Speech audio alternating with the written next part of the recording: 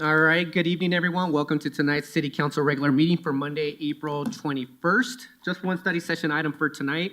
We have Director of Utilities of South Platte Renew, Peter Van Wright, Deputy Director of Business Solutions and Engineering, Sarah Stone, and guest Kate Atkinson, Vice President with Cogsdale Corporation, here to provide an overview of the utility billing system.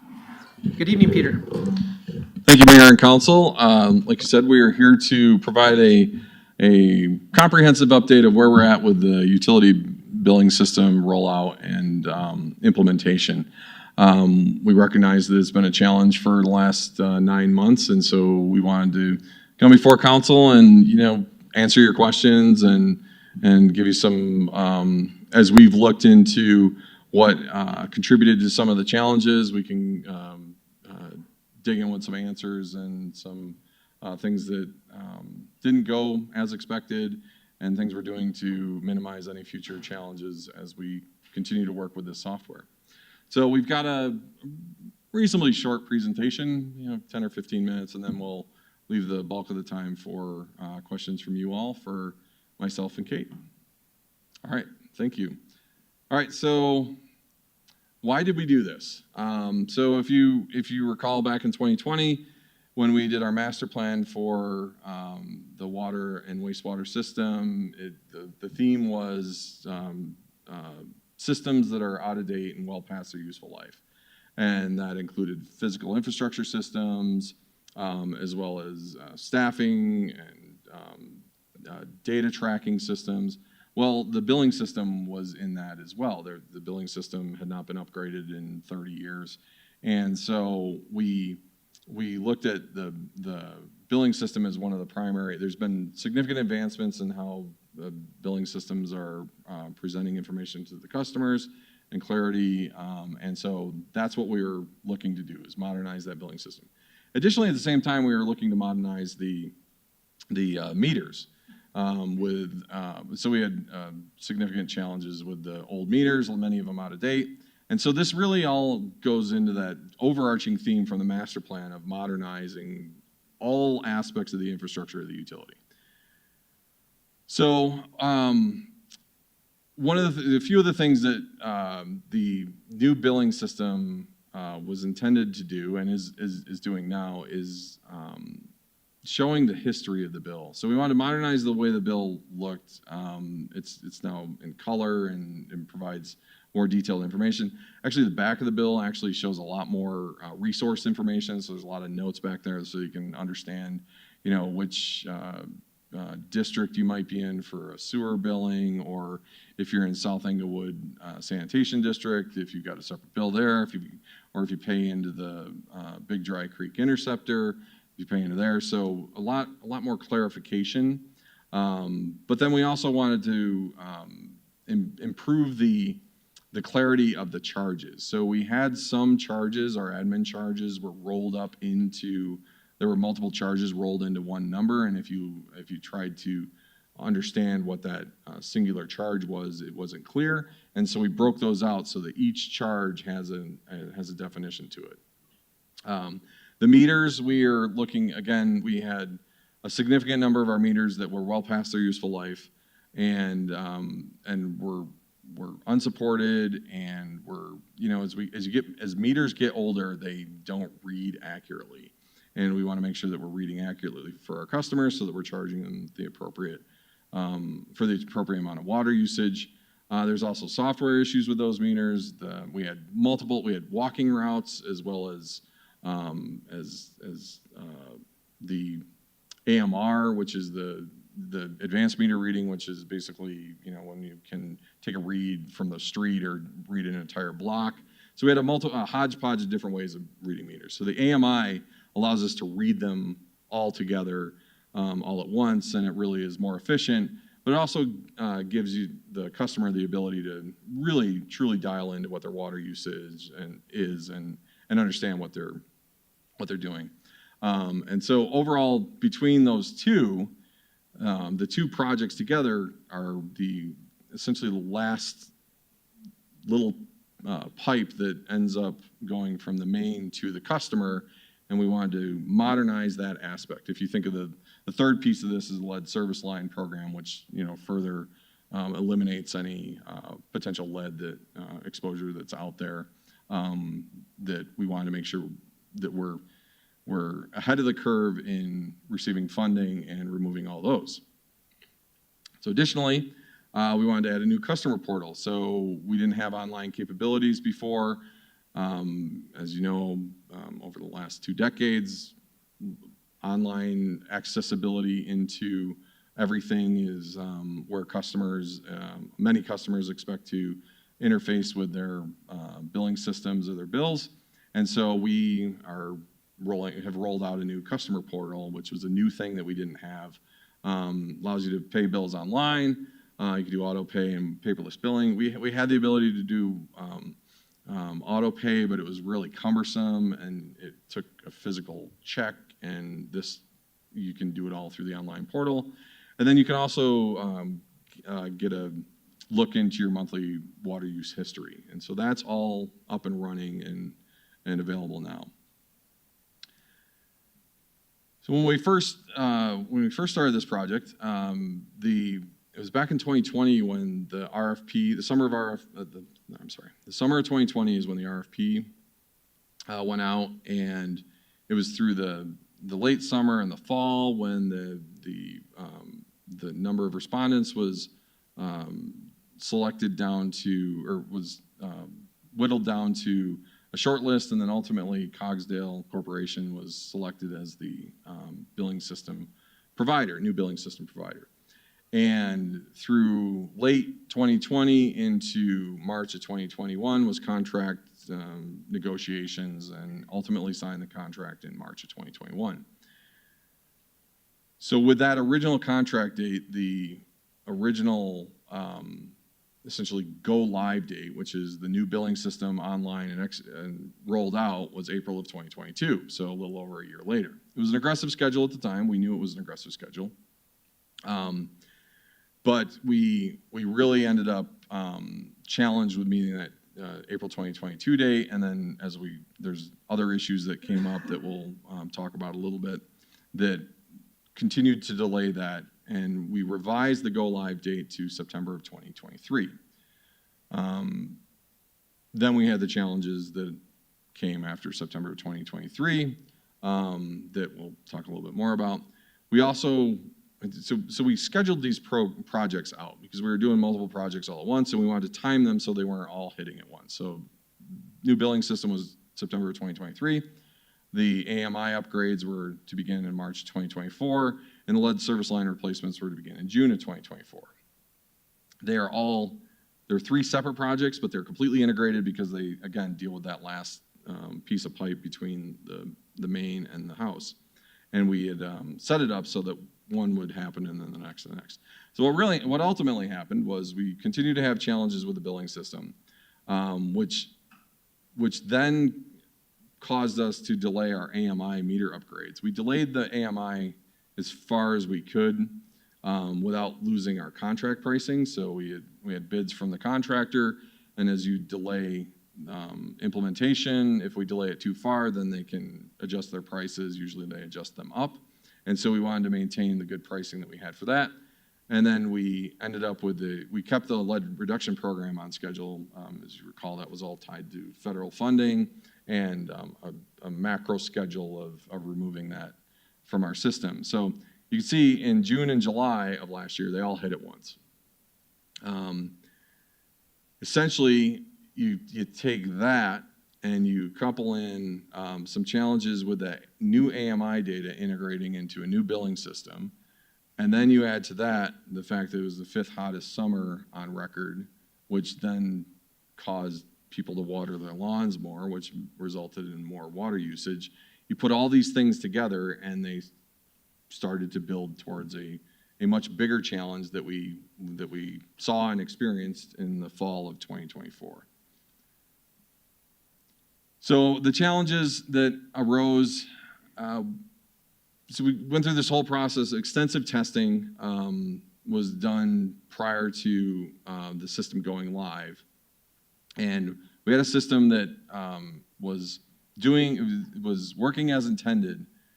And then somewhere in that last couple weeks, there was some kind of a technical issue that then resulted in a challenge in how the water or how the information was being displayed on the customer bill.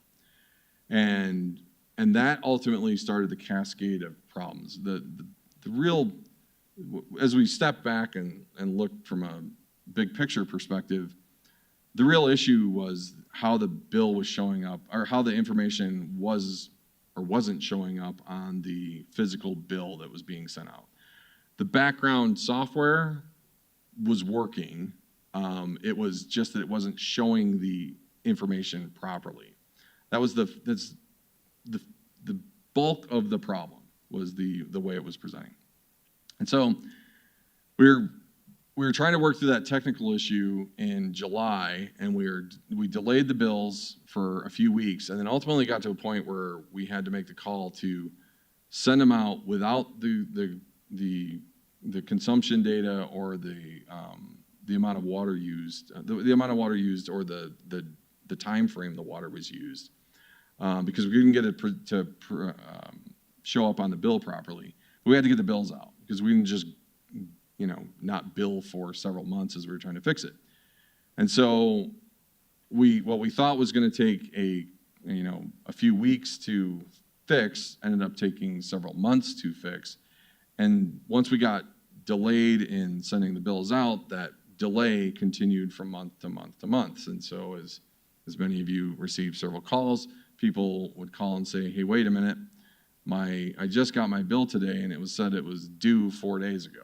And so that created frustration for our customers because they're getting a bill that they think is late because it's arriving after the due date. And we had put information in the text box, but we understand not everybody reads all parts of the bill. They just look at the date and the amount due. And while we tried to convey as much information as possible to help them understand, we recognize that not everybody sees it all the time, and it created confusion and frustration. So ultimately, that carried us through the fall, where that data that data presenting on the bill persisted. So ultimately, in January, we got it fixed, and so the January bills finally fixed that technical issue, and the bills were accurately displaying the information.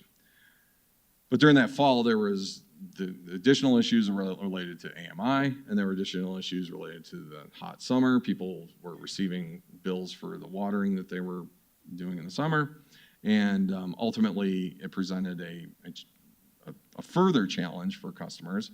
And it's not lost on us that was during the holidays, and so they were seeing these big water bills from June, July, and August that were hitting them in around Thanksgiving and Christmas, which further created stress and frustration for our customers.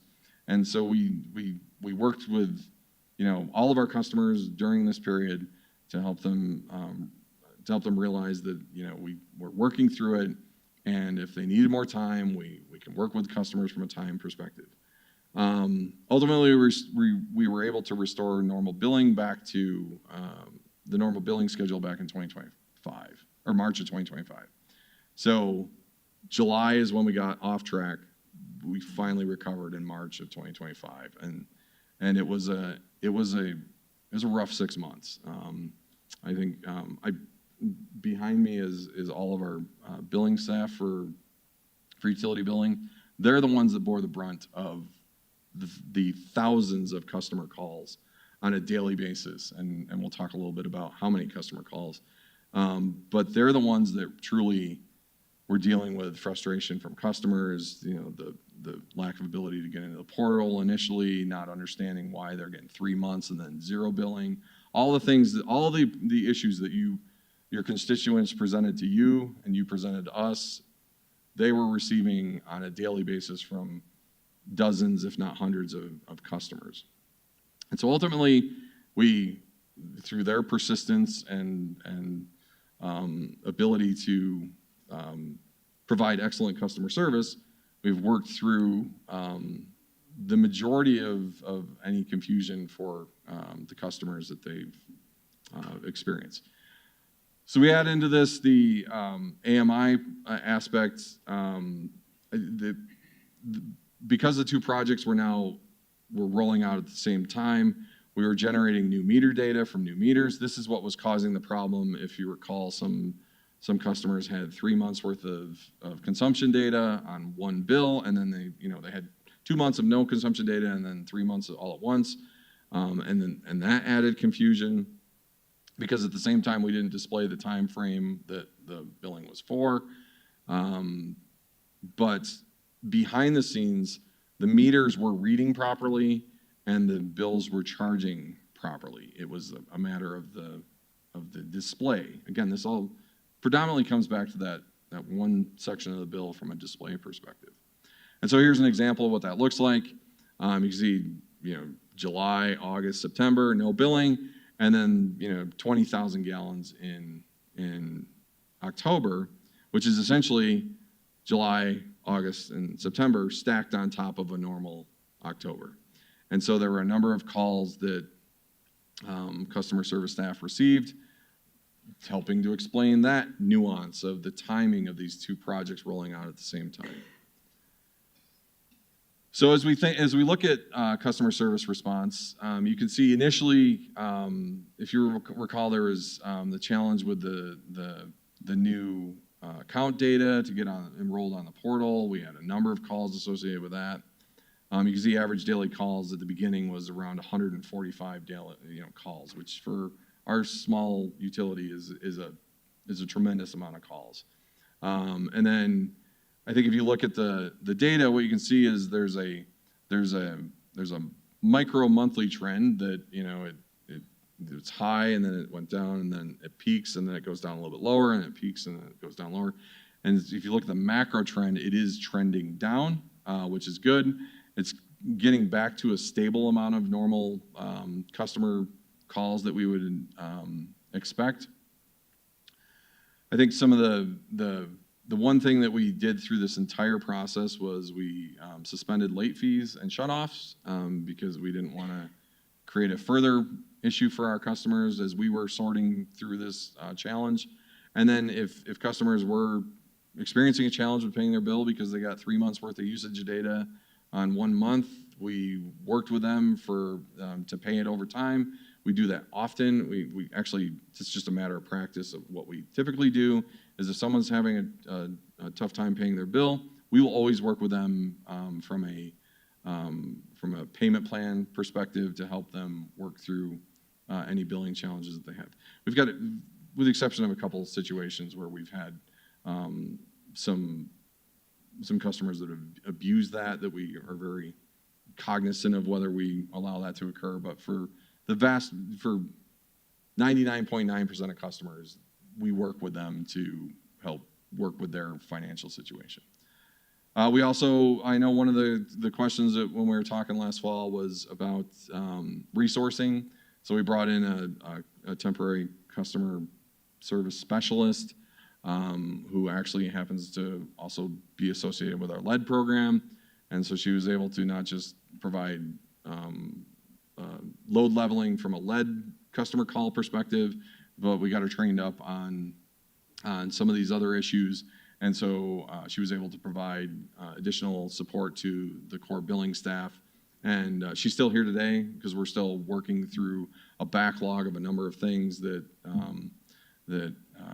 still need to be done that were delayed or put off to the side. So it's working out really well. It's helping our billing staff, get back to some of their normal day-to-day. And so we really appreciate the support of Hazen is our on-call for the lead program, as our program manager. They provided a staffing member that sits in the billing customer service area and has helped significantly. So you can see from a daily perspective what it looks like. Again, it's just showing that is really, really significant at the beginning, and then we are on a downward trend overall, and we're seeing it finally level out to what we would normally expect, which is encouraging. So moving forward, so we had late fees and shutoffs suspended since August of 2024. We are reinstating late fees and shutoffs on May 1st, and So May 1st will be when we start them. The first time that someone actually would experience a potential shutoff is several weeks after that, because first they have to get the bill and then not pay the bill, and then get the late fee, and then it's so many more weeks before they actually get a shutoff. So it's not as if May 1st will initiate a shutoff for billing. It's still several weeks after that, but we will reinstate the process because there are a certain number of people who know that we're not. We saw this during COVID too, where we suspended late fees and shutoffs, and there were some people who just knew that there was no late fee, so they didn't pay the bill, and as soon as we reinstituted late fees, they paid their bill again, and they paid the whole backlog. So we'll get that back on track. Our billing is back on schedule. Our bills have updated the monthly water use, which was intended from the beginning. We have set up some new protocols so that someone doesn't send an email and have it sit in an inbox for weeks without response because we're overwhelmed by calls, and so we've got somewhat of a more structured clearinghouse of customer inquiries and questions, which has been much more organized. And then we're talking about it publicly. So this meeting, we've done some public meetings with some of the council members to address specific questions. We're happy to do more if council feels that we should do more, but we want to talk about this publicly so the customers understand, what was going on. So we continue to do outreach through social media posts, web updates, direct mailers, handouts, things in the bill. We're continually trying to provide ongoing communication with our customers. And again, if they have questions, please call us.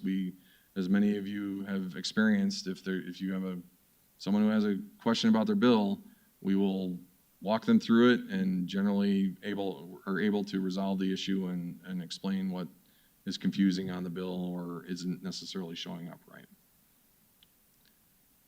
So within all that, we have been working with our vendor, and I appreciate Kate joining tonight.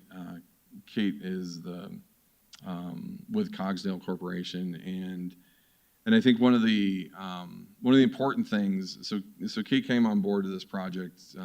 This is essentially 2 years ago, and she has one thing that she has done is stuck with making sure that we got the system working the way we need it to. Which, as the top person at Cogsdale, to have that kind of focus on ensuring that we're getting the support that we need, even through the challenge. It's been something from my perspective that has even with all the things that have been, going not necessarily well, it's been one of the things that has been reassuring is that, every week or two we're on a call and we're talking about, the issues and working through.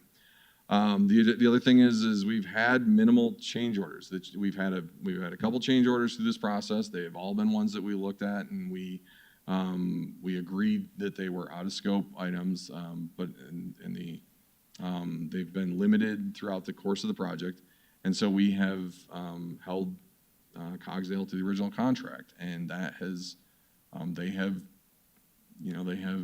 supported their end of the contract, and I know that as much as we've been experiencing a challenge with this project, they've been experiencing a challenge on their side, and I'll let Kate maybe talk a little bit more about that. So I'm going to turn this over to Kate, and then we'll finish out the presentation and open it up for discussion. Thank you, Peter. Good evening, Kate. Good evening. First of all, thank you for having me here today. I hope that I can clarify a few things and at least make it clear on the challenges and the accountability that Cogsdale is taking on this. As Peter said, I started as EVP at Cogsdale in about April of 2023, and I met Peter in about August of 2023, which was 1 month before the original go live was scheduled, which we knew we weren't going to hit at the time. Peter pulled me into the project to express his frustration with what was going on. And he needed some extra support and wanted to make sure that I was aware of all the challenges that we were facing. And I expressed to him at the time that this partnership was really important. Even though contractually we could have done something earlier, left, bailed on the project. Like somebody mentioned that the other day to me, and I thought there's no way we would have ever done that, because we are committed to making sure that you get the billing system that you contracted for, and one that the team is happy to work with on a daily basis. That was the goal. As you heard, we didn't go live until July of 2024. And as I started to dig into the project, I started to attend the daily meetings, the daily stand-up meetings at 10:30 every day with the team behind us, to really get a good understanding of what was going on, because I felt that there was just some things that I had to see with my own eyes. And as I dug in, I realized that a lot of the accountability, responsibility, and ownership of this project going off the rails really did sit with my team, and I really wanted to fix it to make sure, like I said, that the billing system that was contracted and expected was going to be delivered. So when we originally scoped this project, we, as Pieter said, it was aggressive. I think we had about 3,500 hours expected, and we're up over closer to 8,000 hours, which is an incredible amount of scope creep. And there's a couple reasons. These top 5 are on the slide that you can see. Reasons why, when we look back, ways we could have done better and ways we'll do better in the future. Number 1 was that when we signed the contract, we had to start working from home. Cogsdale was an in-person team. We realized the benefits of being in person, especially at project kickoff. You get to build relationships. You do requirements gathering. You really understand what the problems are that they're facing day to day in the current billing system, so we can make sure that they're fixed in the new system. Go live, expected to be on site. There's certain times where it's really important to be in person, and we weren't able to do that. In addition to not being in person, we decided that a new discovery process over a couple of months would be better than doing one intensive one, which did not work out in our favor. And as you can see from the timeline, it really set us off on the wrong foot right from the very start. We also had a new consultant involved, and like I said, we were doing it remotely. So when we look back at this, we should have absolutely stuck with a discovery process that we know works. And even if we had to do it remotely, we would have had a better chance at setting the project out on the right foot, which didn't occur. Number 2 on this list, which I probably honestly should have put at the top, was project governance. I look at this as really the ability for us to understand the scope of the project and hold everybody to that scope, because as you start getting scope creep, you get hours from 3,500 to 8,000 hours. So we did not do a good job on managing the scope of this project. And it's always a delicate balance managing a customer relationship. You want to say yes to everything that they ask, but from a project health perspective, you can't do that. And I found that that's what we were doing a lot of the time. Instead of really understanding the scope and saying this is out of scope and making sure that everybody understands if we add this to the project, it'll extend the timeline, we didn't do a good job with that. Third is, and a big one, is staff turnover and a lack of redundancy in the project team. So when this project first started, Sylvain was managing it, and he got promoted shortly thereafter, and he passed the project over to somebody else. When that happens, you have to have a really good process in place to make sure there's knowledge transfer and understanding of the scope. And I don't believe that happened at the time, because that's when we believe the project started to go off the rails. When we don't understand the scope of the project, we add things in that shouldn't be done, and again, it extends the timeline. Now, like Pieter said, we have eaten the cost of that extension, but it's still the impact to the project team and the health of the team members feeling overwhelmed and overworked, having to do their day job in addition to doing testing and everything else for the new system is overwhelming. Third part of the delays, I won't belittle this. We had a couple of partners that we used that aren't part of the Harris organization, and we saw some delays. I would say in that respect, there's a couple of things we could do for managing those partners and setting the expectations properly that we didn't do a good job of. And then the mass meter switches. There was some weird things that happened when we removed some of the meters, that some of those reads were picked up and entered into the system. Just remotely, it does it automatically based on how close you are to one of those meters. Something that you never could have actually forecasted for or expect to happen, but just one of those things that, again, extended the project timeline. I think we could have done a better job at making sure that we understood what will happen when we're doing AMI replacements at the same time as a billing replacement. And I don't think we understood that as well as we could have. So really tough project. I know that things are stabilizing, which is great. I spoke with the team today to get a good understanding of things that are still not working for them on a day-to-day basis that we're working on. But I think that we've come a long way, and we are really dedicated to making sure we get everything across the finish line. And you guys are our customers, but I also care about your end-use customers and making sure they have a good experience moving forward. And that's what we're really dedicated to. Okay, so to finish this out, so in summary, we needed to do these upgrades. Had the hot weather and all the delays and confusion. The third bullet and the fourth bullet are probably two of the most important. We recognize this has been incredibly frustrating for our customers, and I want to personally apologize to our customers on behalf of utilities and the project team.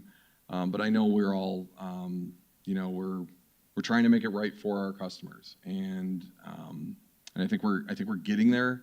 But I think that's probably some of the maybe one of the most important things is we understand you're frustrated, and we're sorry that it's been a frustration for you, and we'll get there. As we move forward, I think more of just the remaining bullets are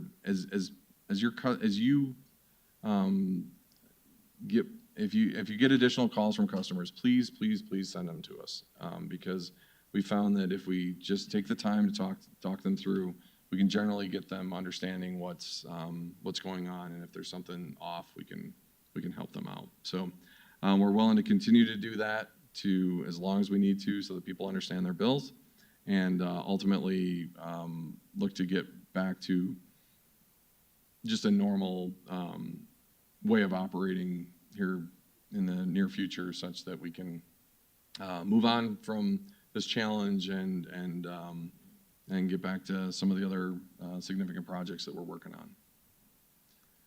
So we've got a few other things that we're doing. We're still rolling out AMI, and then we'll transition out from the development contract to the service contract for Cogsdale. And then ultimately, the great thing about AMI is we'll give our customers a whole lot more visibility into their water usage. That's the ultimate goal. And so we anticipate in the next several months being for several customers who've had the meter switch being able to do that. And so we're looking forward to that as a feature ultimately that comes out of this set of joint projects. And I think we'll end it there and then open it up for questions from the council. Peter, thank you very much for the presentation. Kate, thank you very much for your presentation as well as being present here with council, and I'm sure that we have plenty of questions. So, Member Ward, it looks like you have the first question. Thank you, Mayor. First, I want to take a moment to recognize the billing staff that's here tonight. I know from personal experience, 10 plus years of government service, that when a government project doesn't go well, the people on the front lines are the ones who bear the brunt, even though you are not the decision makers. So thank you for being here. I'm sorry for what you had to go through. I know that it has not been an easy journey. Which brings me to my question, Director Van Rij. Let's say that we install 1,000 new meters.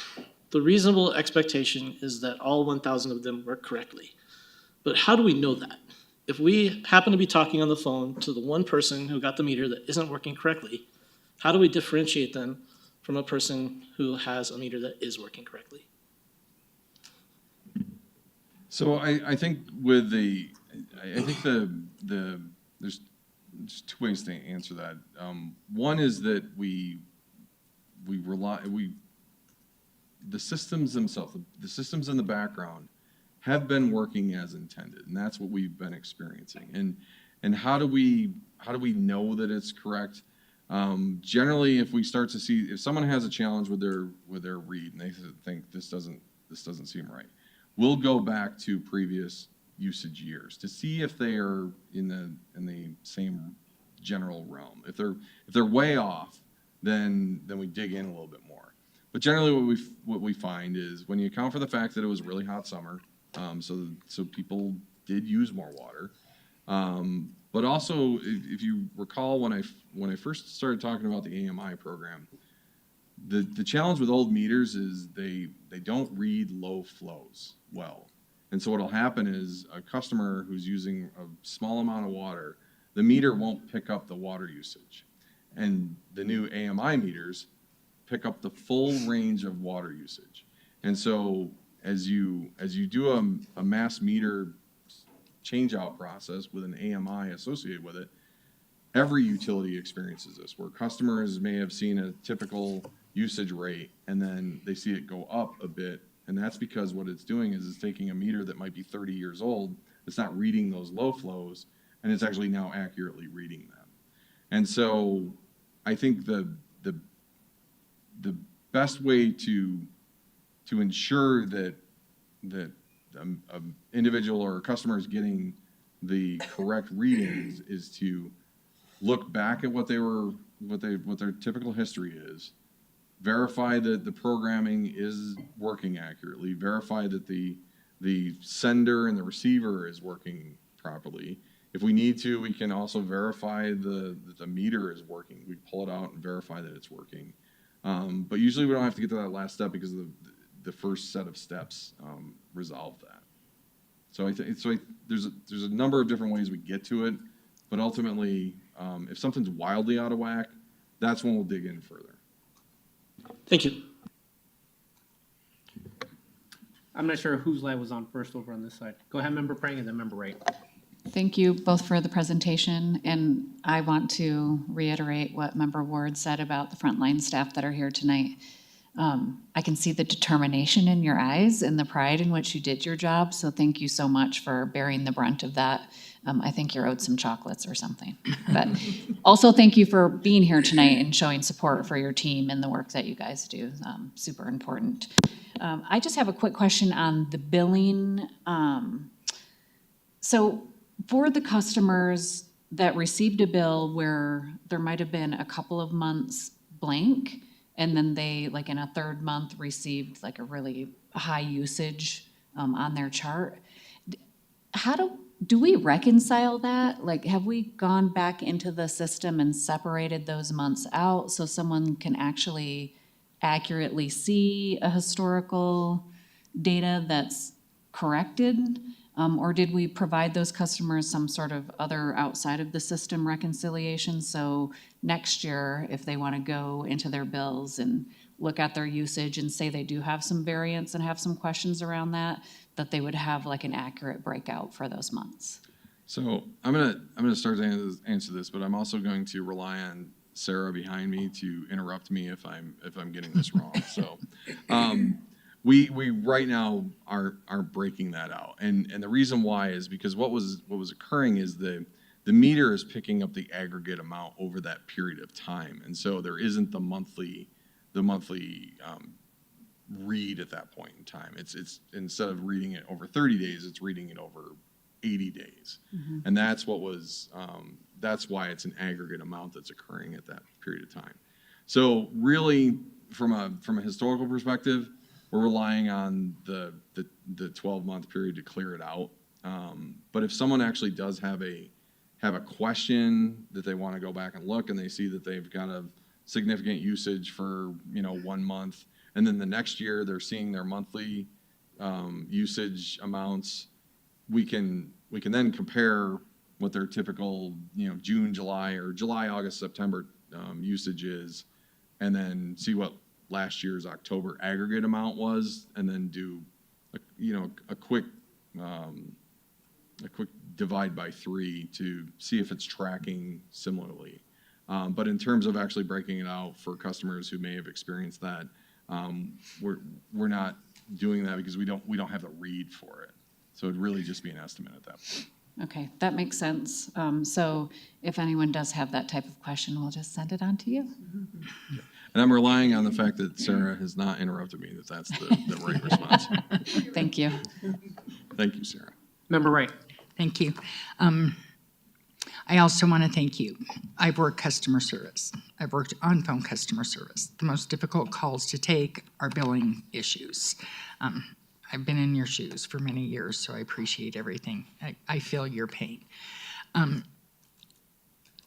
How many people are estimated to be behind payments in their billing because of the billing issues? I'm gonna turn to Sarah on this one. I knew I'd get her. We don't have an estimate right now, but we can get that number.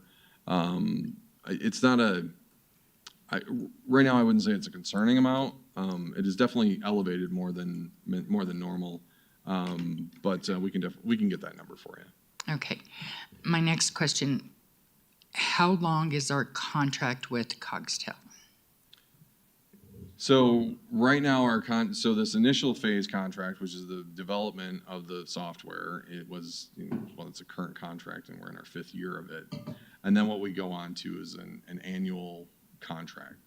So it's an annual renewal contract that is a maintenance contract. And that will continue as long as we're using the billing system. And so as long as we continue to keep Cogsdale as a billing system, we will continue to work with Cogsdale as our software provider and do that annual maintenance contract. Okay. I'm getting calls every single week from people having billing issues still. I had several last week. I'm to the point I'm telling people, come in. Just go in, go see the utility staff and work it out with them, because I think it's gotten to the point for people that they can't do it over the phone. I think there's a lack of understanding for them. Maybe they need the meter upgrade. Maybe they've had it and it's just not there yet.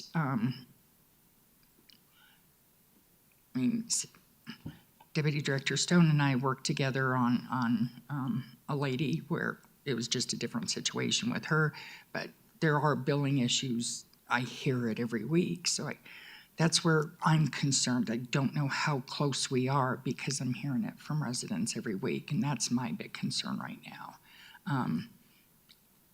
And they are calling, and I'm hearing one thing, and I don't know, it's that his, hers, in the middle, so that's why I'm suggesting people come in to work out their issues. Yeah, and we appreciate you sending them in, because we do find that when we actually meet with them face to face, and walk them through and explain that when they actually have their bill in front of them, that actually works well. I think the thing that we are doing is we're tracking customer calls, and so because we're tracking the customer calls, we're able to understand from a more macro level, are we experiencing the same amount of customer calls we were 3 months ago, or is it starting to settle down? If you're still receiving them, weekly, please send them our way. We will work with them, and ideally this, gets to the point where it gets back to business as usual. I would say shortly. And if you look at those customer call trends, we're seeing it get there. Right. Okay. Thank you. Member Russell. Thank you. I want to thank you all in the department for everything you put up with. When I get frustrated, and I had some billing issues myself, I didn't call you because you all don't get paid enough to get in trouble. And I totally understand. And I appreciate every one of you, and that you stuck it out and that you're still here. Because I think this has been a really rough time. And so I do greatly appreciate you all. And I do greatly appreciate Pieter and Sarah, because I met with Sarah personally on my own issues, but also on other people that had called me. And I think it's better, but I'm still a little concerned. And maybe right now, I think the AMI, the advanced metering thing, may be more of a problem. And there is information out there that they don't read accurately. And so that could be some of the issues that you're facing right now. And I do appreciate Cogsdale sticking it out. I've been a little frustrated and just kind of wondered from the beginning, did you contract out with a lot of people? Because a lot of people were changing systems and at the same time. So thank you for the question, Councilmember Russell. To the best of my knowledge, there were some projects going on at the same time. And when you have staff turnover and many customers on the go, that can absolutely impact things. I can't say for sure if that had a material impact on the start of this project. I know for sure that the requirements gathering, given all of the issues we faced later on in the project, it was not thorough enough. The process itself needed to be completely revamped, and it was definitely one of the largest contributing factors of the project going off the rails like it did. I appreciate that. And there was one question that I got. Actually, it was at a city council meeting, and actually, I think, Peter, you, not a city council meeting, was at a town hall meeting, and you were there. Why did we not lock in that whenever it was supposed to go live and it worked? Shouldn't somebody have locked in the software before it actually went live and then tested it one more time? At the time, yes. I mean, honestly, something we did there didn't work well. We had some environment issues where, again, our process wasn't standardized enough that it would create ways of changes happening in the system that we were unaware of. So there's no doubt in my mind if we had better processes around that go live time, we wouldn't have been in the situation that we found ourselves in. At the time at go live, we were confident that the system would work. And this bill template issue that we have mostly sorted out at this point was our biggest problem. And I'll take a second to explain this to you because I found it really helped me understand.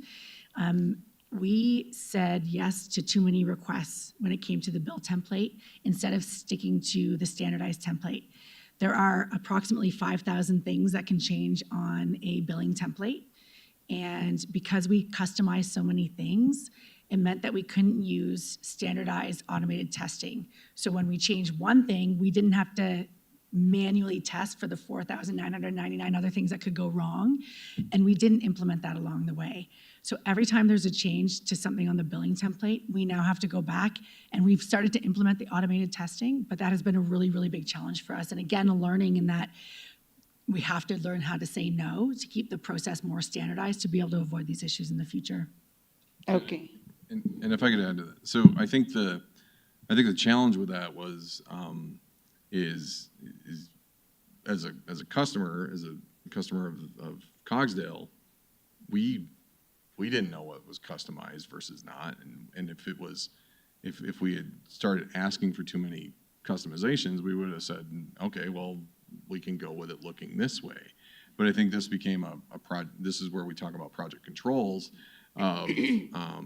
I think what happened was the project was suffering so much that we got to a point where the Cogsdale wanted to get us a product that we wanted because we were so far behind schedule and it was not going well, that they said yes to things that if they had just said no to us, we would have said, okay, well, what can we do? And created a template that was much more streamlined as opposed to one that had these customizations, which ultimately resulted in what I think was what we have uncovered to be the most significant of the challenges that persisted and created most of the confusion and most of the ongoing challenge with the customers.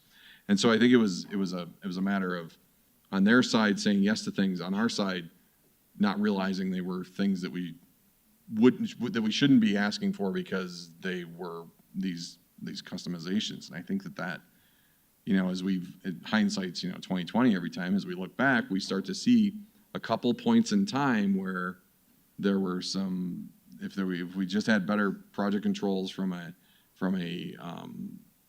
scope perspective, but also from a response perspective, I think we would have, we could have avoided a significant part of the stuff that's occurred in the last 9 months. I appreciate that. Thank you both for that answer. And this is just kind of a curiosity thing, because one of the things that happened is the graph read from right to left instead of from left to right. Is that because a cultural thing? I mean, I don't know in Canada, but I know there are some countries where they read the newspaper from right to left versus from left to right. I'm going to take a stab at this one. We don't think so. We think it was just pulling the information incorrectly. It is ultimately what it was. It was pulling from a database and it was plotting it wrong. And that's ultimately, you know, when we look at the last bill testing run right before going live, the graph showed up right, the information showed up right, and then something changed there. And this goes back to that project controls thing that Kate's talked about. And that I know they've changed their processes. We've definitely learned from that process as well. And it all comes down to, you know, software implementation. You really want to lock things down such that you don't end up with, this is what happens when something gets changed and it has this cascading effect. Right. Thank you very much. I appreciate all of staff in sticking this out, and I just want to thank all of you, and I'm glad we're on the downside of this. Thank you. Peter and Kate, just a couple of questions for me. I know that we only have about 10 minutes, so do want to start this meeting at 7 o'clock. But I guess one of the questions I have is just understanding the scope creep of this, and either of you can take this question, but was there, can you just give some examples of what the scope creep was? Was it like integration aspect, or was it, well, to me, the way that I'm looking at this is that we wanted to modernize our system plus allow for the AMI. So what outside of that was a surprise that allowed for scope creep? So from a requirements gathering perspective, that's when you really want to determine current system, new system gaps, right? So if that is not done well, you don't really understand where you need to go. So when we start implementing things, we start putting some of the, setting up the systems themselves, there would be other things that might come up. So we would implement something, Sarah and the team would do a great job testing it. They would say, this is not what we were expecting to come out in the testing. Sometimes we should have said that was just the way that we designed it as part of the process. So it would have had to be added to scope. A lot of those discussions didn't happen where we just added it, and then we continued to see that the number of hours required for implementation increased substantially. So I would say it's requirements gathering not going well. It's our inability to really understand what the scope of the project was to start. And then with the staff turnover, that understanding of scope diminished over time. Right, okay. And I'll just add to that. I think, so you got one aspect, which is the scope creep. But I think there's also the aspect of, we had to do multiple data takes because of delays that are associated with what Kate was just talking about. And so each time you do that, that's additional scope that wasn't originally anticipated in the project because of the lengthening of the schedule, because of that lack of upfront understanding. And then I think there were a number of times where there was just some rework because things didn't work as intended, or they were worked, but then something changed, which caused then a different rework. And so I think a lot of this comes down to really a project controls aspect that I think from Cogsdale's perspective, they recognize that, and they have still stuck with the project to what I think is, as Kate has said, to several thousand hours over what was originally planned for this project, which I know has had a financial impact on them. Okay, thanks for that. Do you mind going back to the challenges slide? It's just a couple of where it just shows the project timeline. I'm assuming, we're not capturing everything here, but it sounds like the scope creep was occurring throughout this entire process, including during UAT, Yeah, you can see that. testing. Yeah. Like each aspect of it is where we were realizing, oh, we actually need more data to be coming in, and which caused you to go back into, That's right. okay. Yeah. And I think it's scope creep, but it's also, I think what Kate had said at the beginning is it's lack of scope understanding. Right. As much as, I mean, for a small utility, we have a really complicated billing system because we bill for connector districts, and we bill for water, and we bill for outside water, and we bill for inside water. We have 11 connector districts, and then we have the BDCI, which is a big dry creek interceptor, and then we have Celtic. So when you start to look, all these little nuanced examples of billing created we don't just bill for 35,000 people, we bill for about 170,000 people. And so when you look at that, it looks like a small utility billing system, but it's actually a massively complicated one. And I think that's what really caused what was thought to be the initial scope to balloon in terms of what was really in there. Thank you. Kim, last question. Go ahead. Maybe I don't know. Did anyone from Cogsdale ever ask for clarification on the scope or just said yes to everything that Englewood was asking for? I would assume along the way there was some questions being asked. I think as part of a project going along and it really impacting the team members, it also means that we were less likely to say this is out of scope, even if we understood if it was in scope or out of scope. I think in my perspective, there are two things that cause upsets. Unmet expectations and undelivered communication, and I don't think we did well in either of those areas through this project. So it was a lot of people pleasing then. I think so. Okay, Yeah. just simplify. Okay. And like I said, it's a tight balance, it's a tightrope, right? You want to keep your customers happy, but often keeping them happy is by saying no to something. Right. Yeah, I understand completely. And I would just add to that a lot of times we don't know what we don't know in terms of what the vendor provides or doesn't provide. And so if we have a conversation and they say, yes, we can do that, then we're assuming that that's fitting with the contract. And so it's, we rely on the vendor to understand their contract, to be able to say this is within scope or this is not without scope. And prior to Kate coming on board, I think early on there was again, a lack of initial understanding of the magnitude and the complexity of the scope. So a great takeaway is communication's key moving forward. Then. Yep. Great. Okay, thank you. All right, any further questions from council? All right. Kate, I know it's not easy coming on site to a customer where the project hasn't gone according to plan, but I really appreciate you coming and speaking to City Council about your perspective from the project. Thank you for that. Peter, thank you very much as well for the overview on this. And to the staff, it's very hard coming into your job where it's Groundhog's Day, you're going to have a rough day. So the fact that you did it and stuck with it, I really appreciate it. Seriously, you guys did a fantastic job. So thank you very much for sticking it out and doing this for the city. So thank you so much. Everyone, let's take a 5-minute break and come back around 7:02 and we'll start on the meeting at that point. Thank you, everyone. Thank you. Thank you.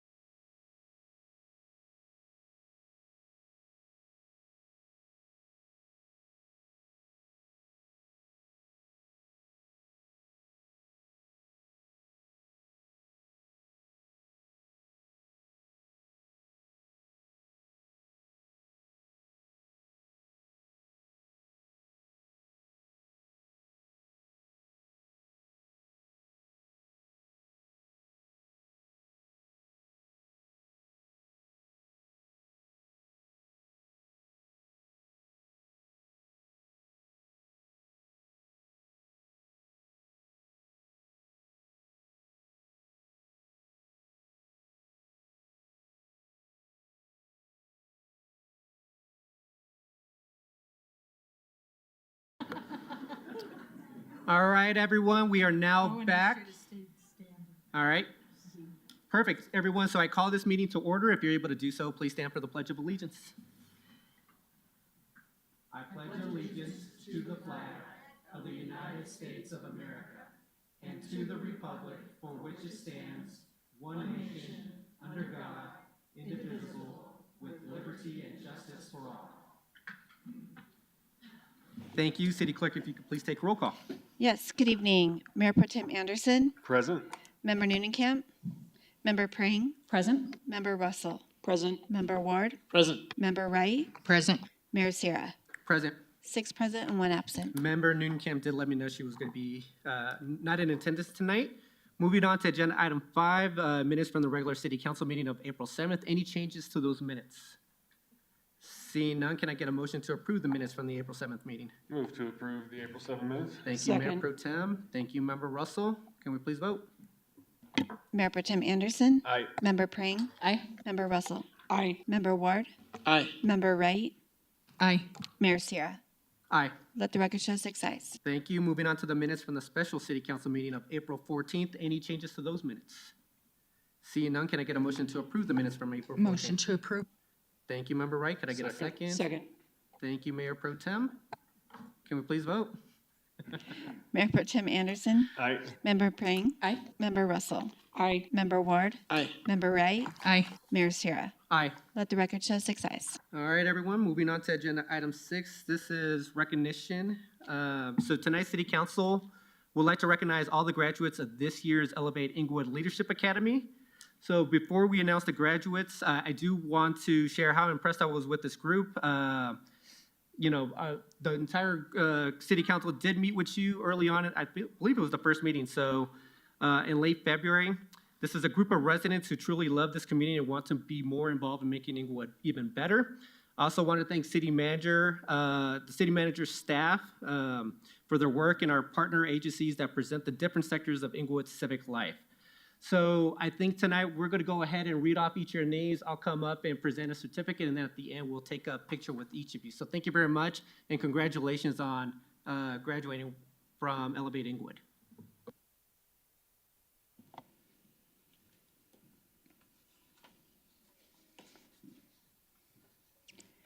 Okay, Natalie Alonzo.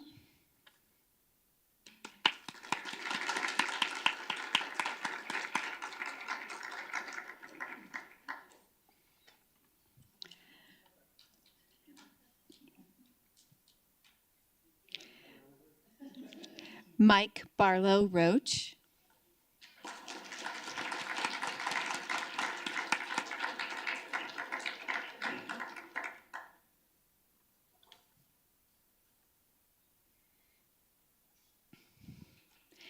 Amy Cesario.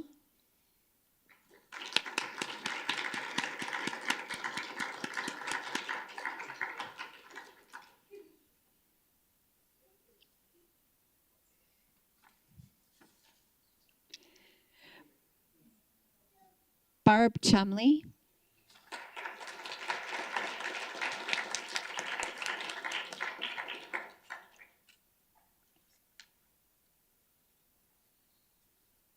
Kimberly Craig.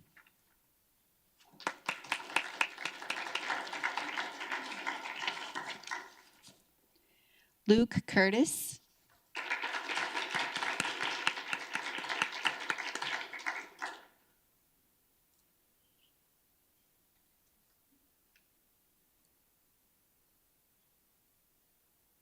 Erica Elvove.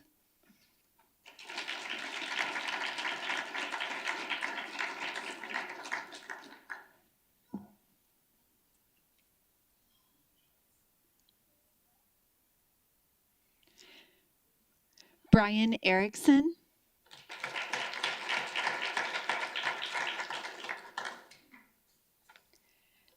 Tanya Faust.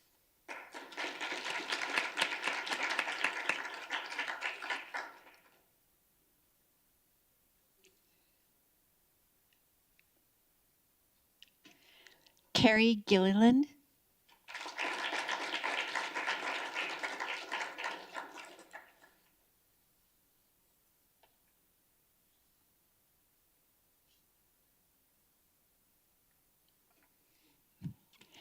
Chelsea Hendrick,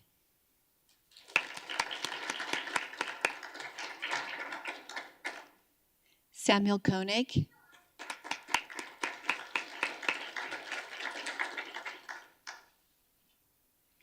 Nathaniel Lawler,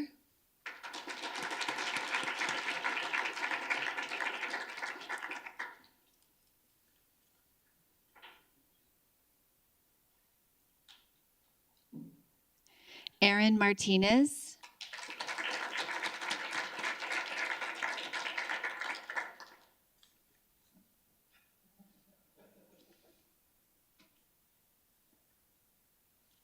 Anita Martinez,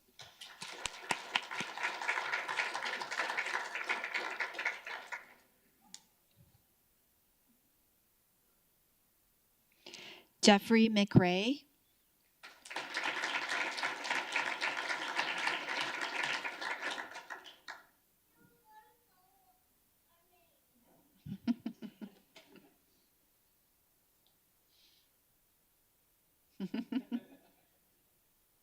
Matthew Mitchell,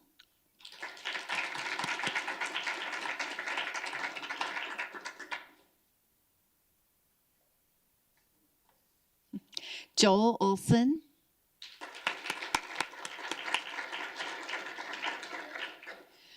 Marissa Panning,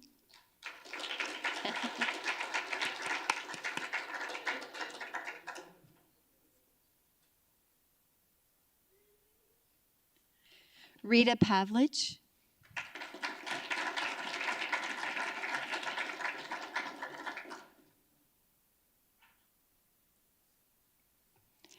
Elizabeth Shaw,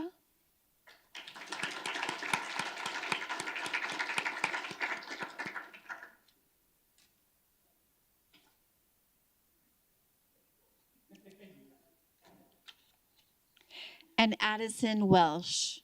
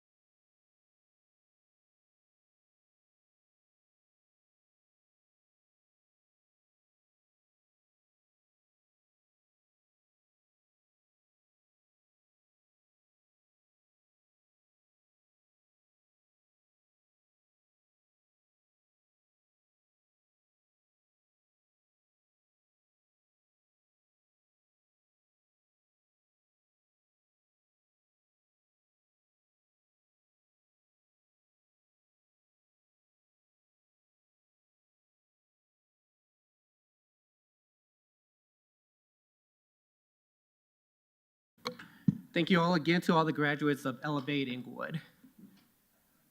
All right, everyone, I think now we are moving on to recognition of public comment.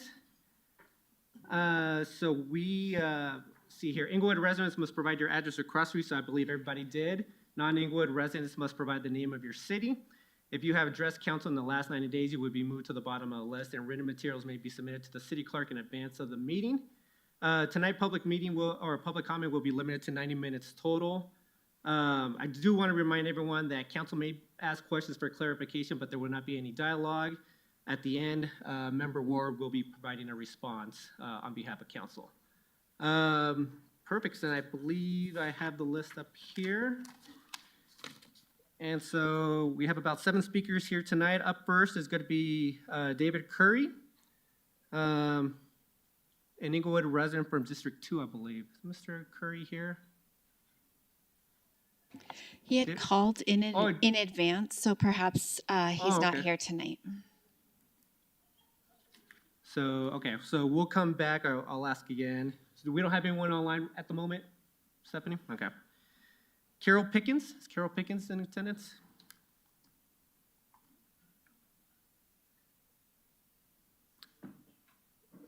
Good evening, Carol. Looks like you are a District 2 resident, so when you are ready, you'll have 3 minutes to speak.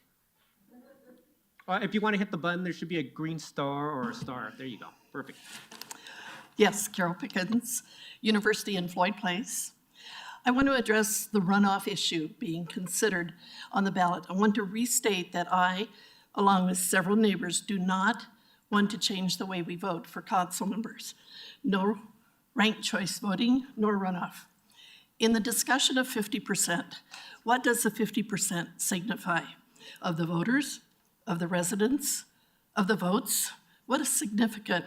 What about 40% or less? Excuse me. For example, the city of Littleton recently elected their mayor, and their mayor received 48.26% of the votes and won. What if the results were Englewood results, and the Englewood City Council chose 50% required in this case? What message are we sending to those who vote initially? Their vote doesn't count.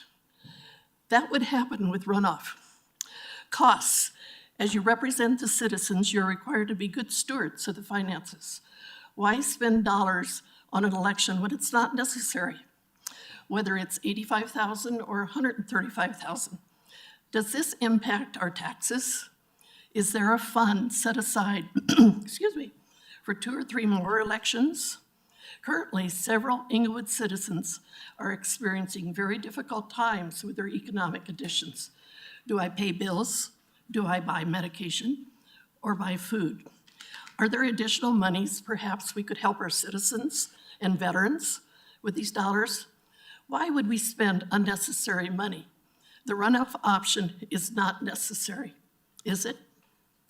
Runoff elections often experience lower voter turnout compared to an initial election. This again can skew results from the initial election. Excuse me. Consider the citizens with limited transportation or people with disabilities who may struggle to vote twice in a short span.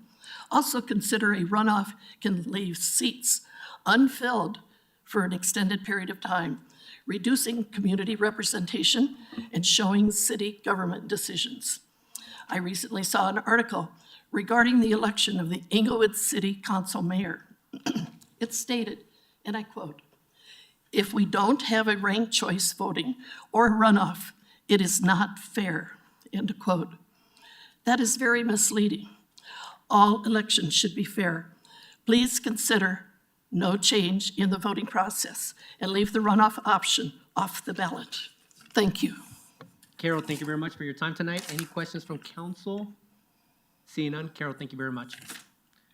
Up next is Ivan Irwin, an Englewood resident here in District 3.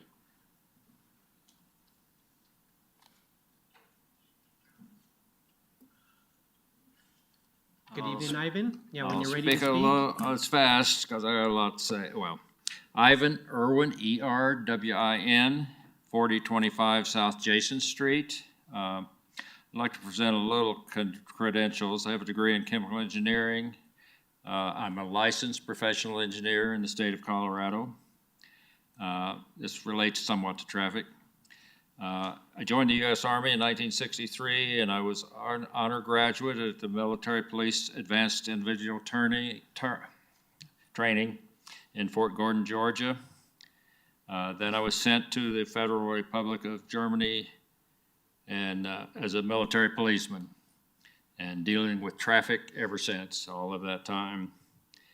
I investigated several thousand traffic accidents in the Federal Republic of Germany. At the end of my career there, 3 years, I was a sergeant in charge of the traffic accident prevention section. So I'm here to talk about the traffic situation on Jason Street. You've heard from me and others last summer. The developer, Fifield, had a great plan for the traffic calming there. A raised crosswalk was a main feature, basically a traffic bump. They considered a traffic table and several other things. But the main feature of that crosswalk was a raised crosswalk, so designated. And people basically have to stop for the raised crosswalk. You can't hit it 5 or 10 miles an hour. So I'm going to speak bad about the traffic engineers because I can't read their minds, but I can see the results of what they did. I say it, they said, we're in the business of moving cars, we're not in the business of impeding them. And they achieved that. That's the result. That crosswalk, the developer spent a ton of money on that to achieve nothing.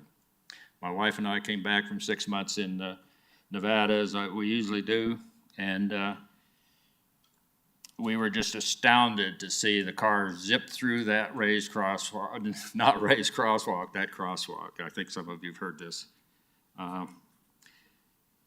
It does not impede traffic. One of the engineers, I challenged him on it, he says, well, it goes up 1.5 inches or 2 inches, something like that. And I said, yeah, in 20 feet. 20 feet, it goes up 2.5 inches. The cars zip through there. And situation, going to run out of time. My wife and I may have to quit looking at sitting on our porch because it just raises our blood pressure every time the car goes through there. And they go through there at 50, 60 once in a while, routinely 40. It'd be very simple to fix. Go through that crosswalk and raise it a couple of inches, big plastic block, concrete or whatever. Other ideas, put speed signs saying you're going 48 miles an hour or whatever. It would be very cheap to fix that, very cheap. Mr. Irwin, thank you very much for your time tonight. Member Russell has a question. Yes, thank you. Did Fifield agree to build that Oh, raised beautiful crosswalk? plan. Beautiful plan. They presented, I think most of the council people got a picture of it last year. But a beautiful plan, and they spent a ton of money since then to achieve nothing because their plan was changed. And I don't think they changed it. I think it had to be the traffic department of And Englewood. did the neighborhood in the area approve the plan, and that's why they did not fight against the Fifield development? Because they were Yes. counting on that plan to be done? Yes, Fifield delivered, they admitted it. We want to make you satisfied so you don't oppose our development, the apartments. Okay, thank you. Member Wright. Thank you. Can you tell me what intersection this is?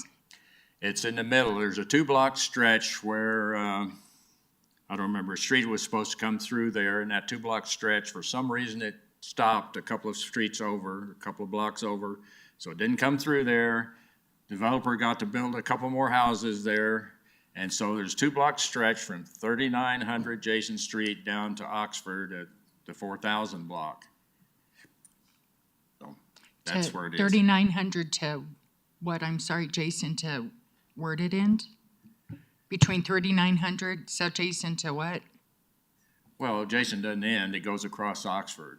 So To if you're Oxford. coming from here and going due south, when you get to 3901, there's a street there, that's Mansfield.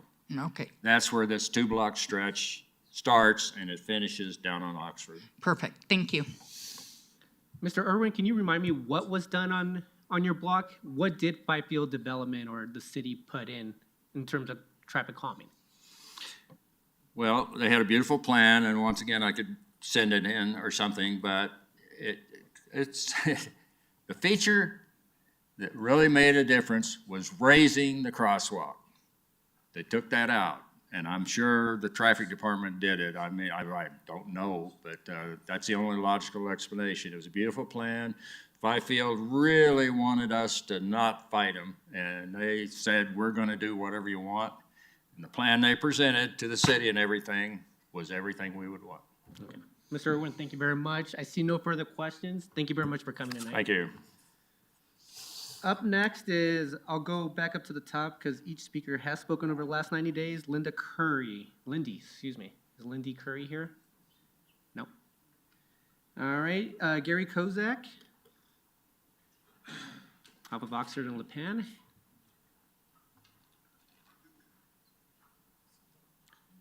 Good evening, Mr. Kozak. When you Gary are ready- Kozak, Oxford and Lipan. On the Jason Street there, I will use my expert opinion on my because I run a snowplow, and they put the sign right in the middle, and it used to be a circle drive before they put it all the way through. It used to be just be a little circle where you can turn around and go because it never went all the way through, and that's a hazard. They lost parking spaces as well, and anybody at all, especially with these guys racing and stuff, are going to end up hitting those parked cars, and because the houses are not set back that far, it's a very big danger. Anyway, to help you out there. I really hate to say this, but I have to do this. Everybody out here, this will be very loud, and I apologize.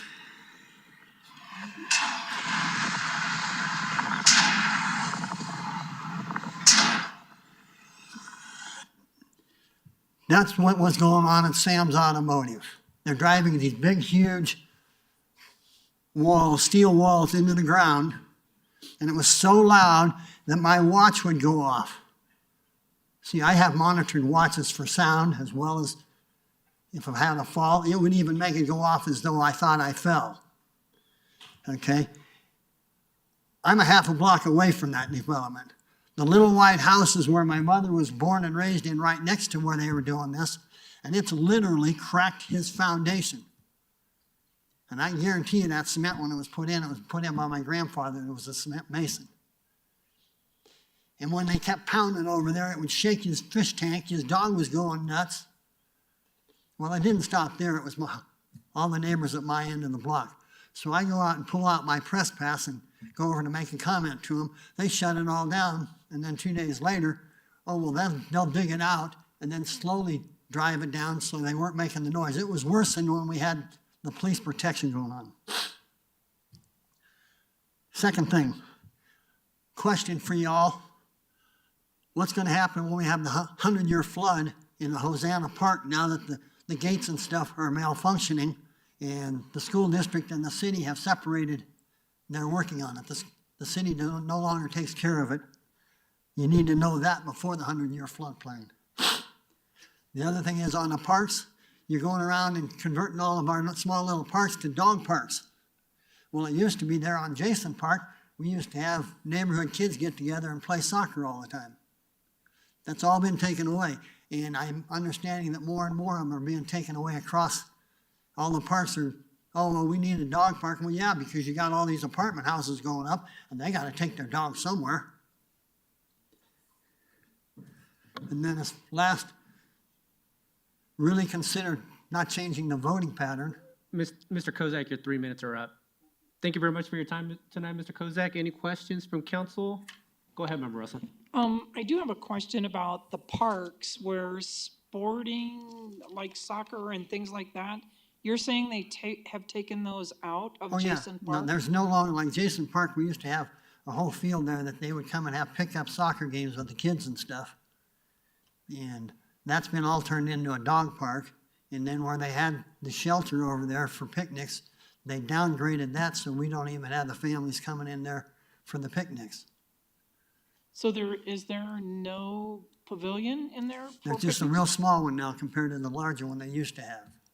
Okay. And then where a few people bring over and play volleyball on the corners, that's because of all the trees over there that you can't have a larger event going on with more kids involved. Okay, thank you. Mm-hmm. All right, any further questions? Seeing none, Gary, thank you very much for your time tonight. Up next is Jan Weipert, District 4 resident.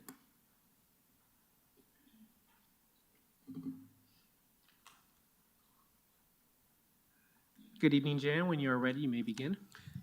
Thank you. Jan Weipert, Federal and Bellevue. And it's kind of a mismatch tonight because I wasn't really planning on speaking. But I was thinking this week, what is it that a council member would hopefully do when they decide to run and when they get here?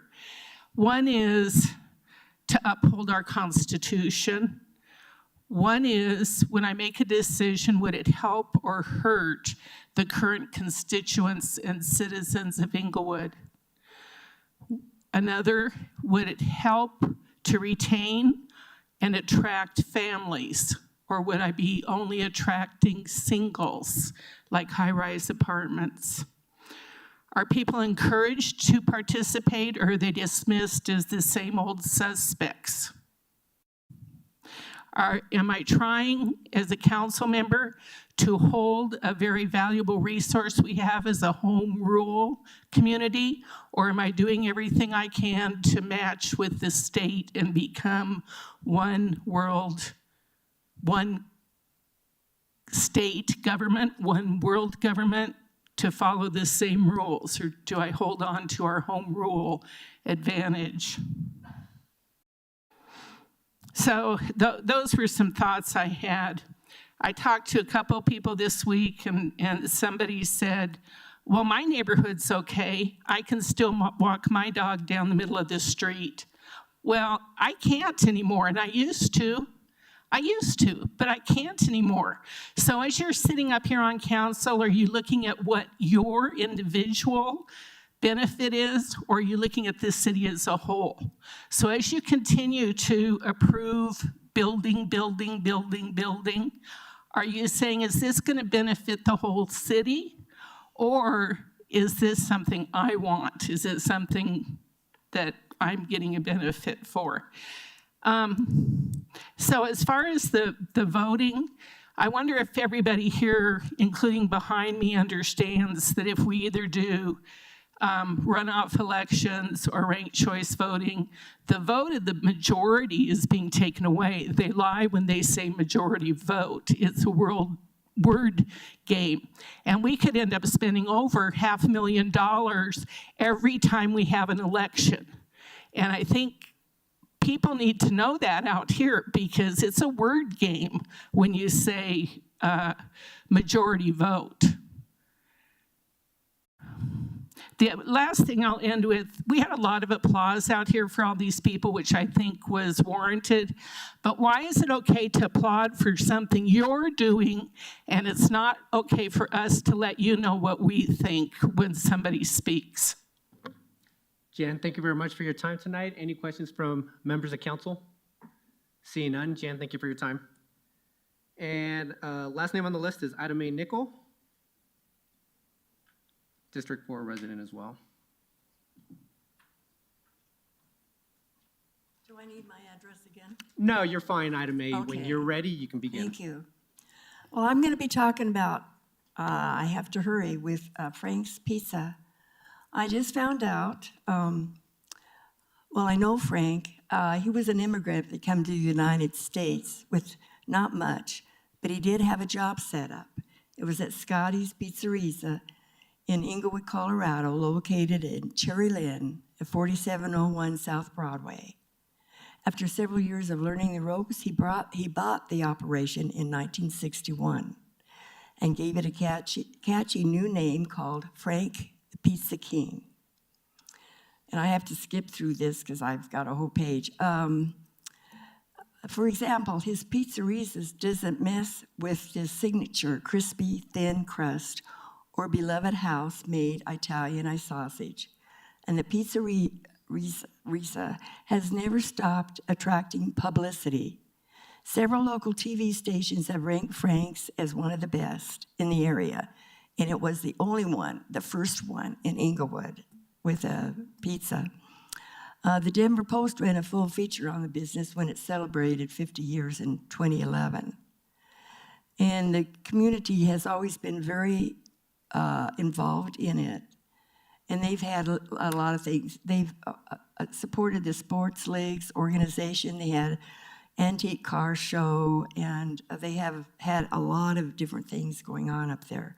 I don't know how many of you are familiar with it, but it has the owner, which we didn't know. We assumed that they owned that land up there but it's not.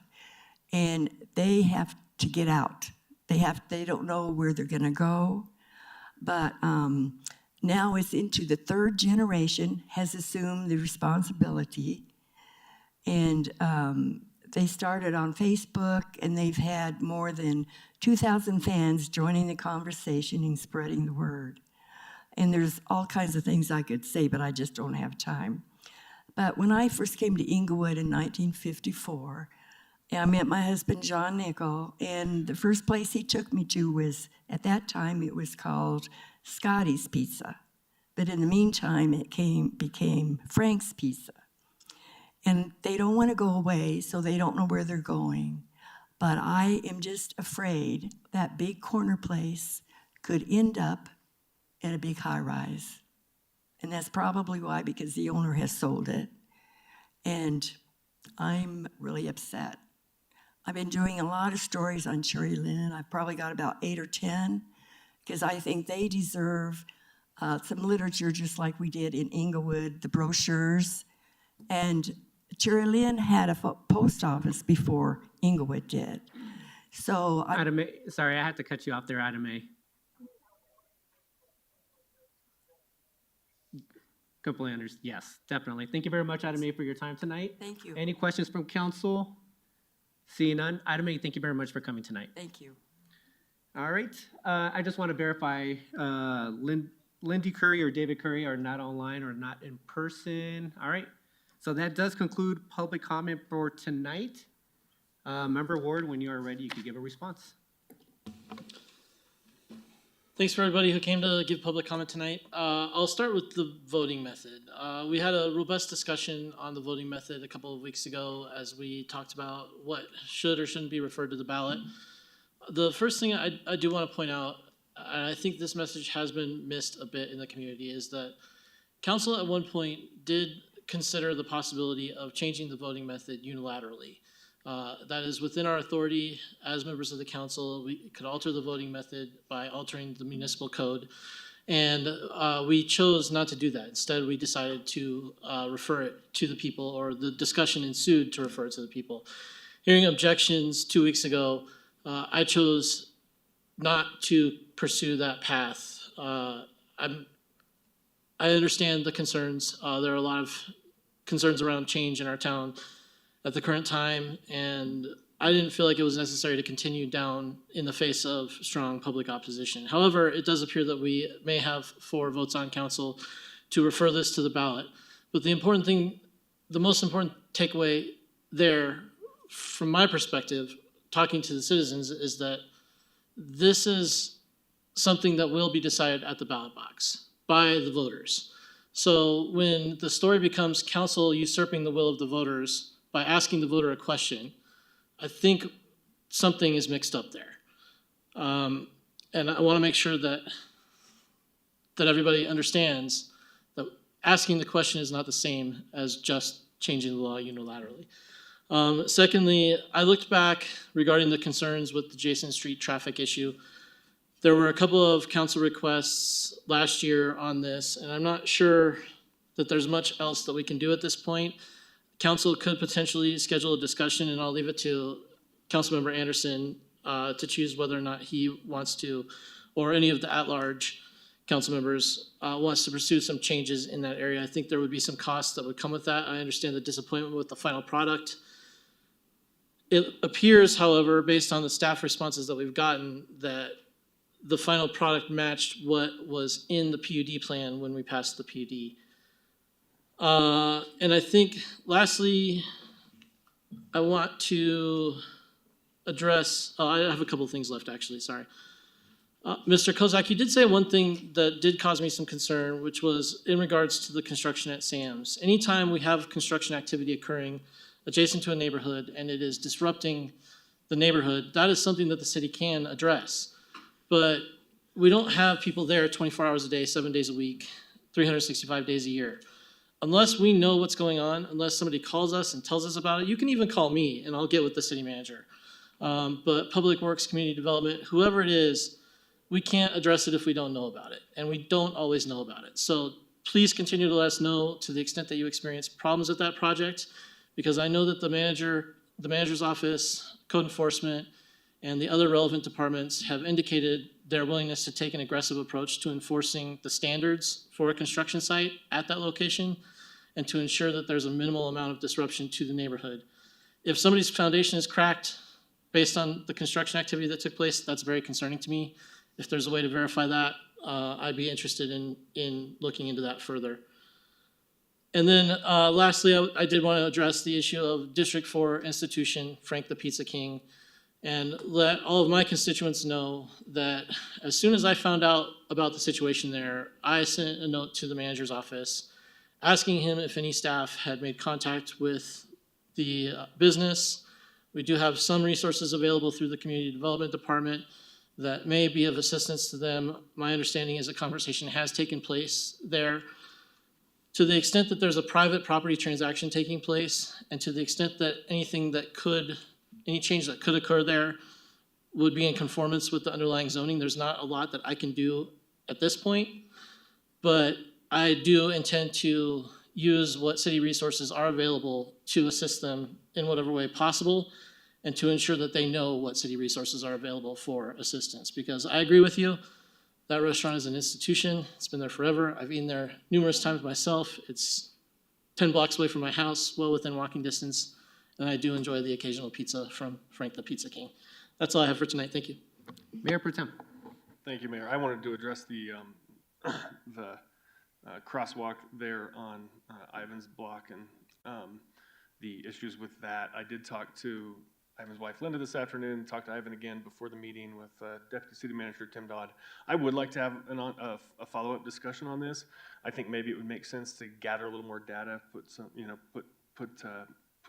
sensors out there to test how many people are going through at what speeds and those kind of things, so we know what we're dealing with. But then would love to bring that back. This has been a project I've been supportive of for a long time, and disappointed that it didn't end up being an elevated crosswalk, and hope we can fix that. Thank you very much, Mayor Pro Tem. Anyone else from council? All right. Thank you very much, everyone, and thank you very much for the public for coming out tonight. We're moving on to consent agenda items. Only one item pulled for tonight, just the 9C1. Do I have that right? All right. Seeing no objection to that, can I get a motion to approve 9A 1, 2, and 3, and 9B 1 and 2? So moved. Thank you, Member Praying. Could I get a second? Second. Thank you, Mayor Pro Tem. Can we please vote?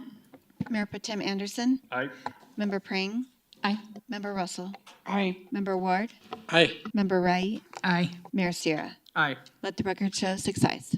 Thank you. Moving on to 9C1, I believe both Member Wright and Member Praying have questions on the consideration of approval to existing contract between the city and Englewood Arts for the use of a portion of the Englewood Civic Center. Actually, Mr. Bertolucci, did you have anything to say tonight, or are you just in attendance just in case there's a question directed towards you? I would like to speak. Okay. Come on up, Mr. Bertolucci. Actually, Mr. Bertolucci, come on up and just introduce yourself. And if you wouldn't mind just turning on the speaker. The mic, I guess I should say. One more. There we are. Good evening, Mr. Bertolucci. Okay, good evening. I am Eric Bertolucci. I'm a resident of Englewood since September 9th, 1971. Good evening, City Council members, Deputy City Manager Tim Dodd, City Attorney Tamara Niles, and the young lady who was just up here, Christine Underhill. She's the director of I don't know how many departments around here, but highly respected person on this staff. It's an honor to be here tonight as the Executive Director of Englewood Arts, along with our board chair, Jeff Shoemaker. Englewood Arts has a 24-year history that began in 2001 when the organization had little more than the strings attached program and only a few dollars in the bank. Now in its 25th year, Englewood Arts is financially stable, organizationally strong, and implements a variety of programs that serve thousands of young people and adults. We're profoundly grateful for the benevolent and generous relationship with the City of Englewood. Englewood Arts loves the Civic Center building, Hampton Hall, and the spaces granted to us for our programs. The Hampton Hall Use Management Agreement, including Amendment Number 1, has greatly benefited us and the community. We enjoyed participating in the process with the City of Englewood in drafting Amendment Number 2, We agree with every section of the amendment as presented to City Council, including every word proposed by the city. Englewood Arts respectfully and humbly request your vote of approval for amendment number 2. Thanks. Thank you very much, Mr. Bertolucci. City Manager Dodd or Deputy City Manager Dodd, is there anything that you want to add or just a question? Yeah, I don't have anything else to add. I'm just happy to take any questions that council has. Sounds great. Member Prang, we'll start with your question. Go ahead. Okay, thank you. I did send a question through earlier today on the term of the contract amendment. I think I initially misunderstood the term, thinking that it was an amendment to extend the term by 5 years with an annual renewal. And then I had some questions about whether that would come before council each time we were to renew. I since have received clarification from city attorney that it is actually an agreement to extend kind of without question for the next 5 years through 2030, and then 5 years thereafter for an annual renewal. So that was the question that I have. I do have other comments to make, but I think I can allow other council members to ask their questions if needed prior to that. Sounds good. Thank you very much, Member Prang. Go ahead, Member Wright. Thank you. My first question, I'm going back to when we had the study session. What percentage of the money earned through EARDS stays within the Englewood school system, and what percentage goes outside to other school districts? I'm sorry, what is the question? What percent? Could you say that again? What, you want to know the percentage of our efforts that are That stay in Englewood. Stay in Englewood, opposed to go out to other school districts? Well, I don't know the exact number, but the large percentage is in Arapahoe County. Okay. Okay, and within Arapahoe County, how much is within Englewood itself? I'd say the heart of what we do is in Englewood. This is almost all of our private lessons are given in those spaces that you granted to us. And we do our concerts in Hampton Hall. They're monthly concerts. We do at least 12 of them. And most of the attendees actually come from out of Englewood to this. But I know that there are other schools outside of Englewood that benefit. What percentage of those students are outside of Englewood students? Go ahead, Mr. Shoemaker. Thank you. I'm going to run a number by you and that's a very fair question, and I respect the question. I'm going to wing a number to you. I only know of one school with which we are involved that is not part of the Englewood school system. And just full disclosure, that school is in DPS, and that school is Joe Shoemaker School, which is right on the border of Arapahoe and Denver County. And to the executive director's point, without being able to give you specific numbers, 85–90% of all the young people that come in for lessons in this amazing place are Englewood children. And I have to tell you that it has to be 75% of the people that come into Hampton Hall to support these concerts that are Englewood City residents. So, Councilwoman, this is an Englewood organization. Okay, okay. And then I was looking at the monies that were collected, the rates that were collected. And I know that you set your rates yourself. It's not an Englewood, the city doesn't set them. But just my curiosity, how do you come up with the rates that you choose? Because they're kind of all over the place. I can understand somebody that rents often, you would give a discount, opposed to someone that rents once or twice, but they're all over the place. Well, most every event is unique, so having a flat rate isn't really that practical. For instance, we had a Spanish congregation of Jehovah's Witnesses Friday before, I forget when it was, but they have specific needs. And we have a wedding dinner coming up on the 25th that will have different needs with requirements for tables and removal of chairs and lighting. So we make our best efforts to take in regard what those needs are, the value of the use of the room to us and to them, and we come up with an agreement on what the fee is going to be. Okay. I believe we try to be as fair as possible, and nobody agrees to anything they don't want to pay for, you know. Sounds fair. Okay, thank you. Thank you. Go ahead, Member Ward.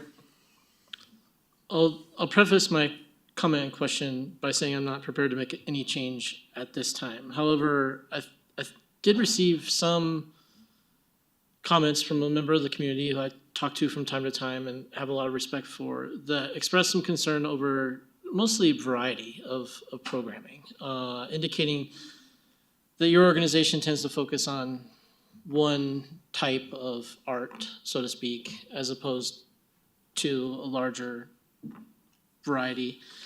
The phrase narrow focus on one particular type of music was used. I won't go on much further or belabor the point, but I wonder, Let me try it. I wonder if those comments resonate with you at all, or if you have a different perspective on what you're offering overall. Because I think in the future, when this contract comes up for reapproval, that would be one of the factors that we might consider, especially if we continue to receive that type of feedback. Okay, so we do concentrate on classical chamber music. There was a period of 2 or 3 years where we started a series that was non-classical, and we did those concerts on Friday evenings as opposed to the Saturday afternoon concerts that we do with the chamber music. We were never able to achieve any traction with the audience, and we lost a lot of revenue trying to please a few people in the community who wanted non-classical concerts. And we had a variety of, every concert was a different genre. It just, I don't know, we weren't able to get that traction. But we also started a program called, I forget what it was called, but we offered the room to any type of music group that wanted it. All they had to give us was a couple of $100 and promote the program themselves.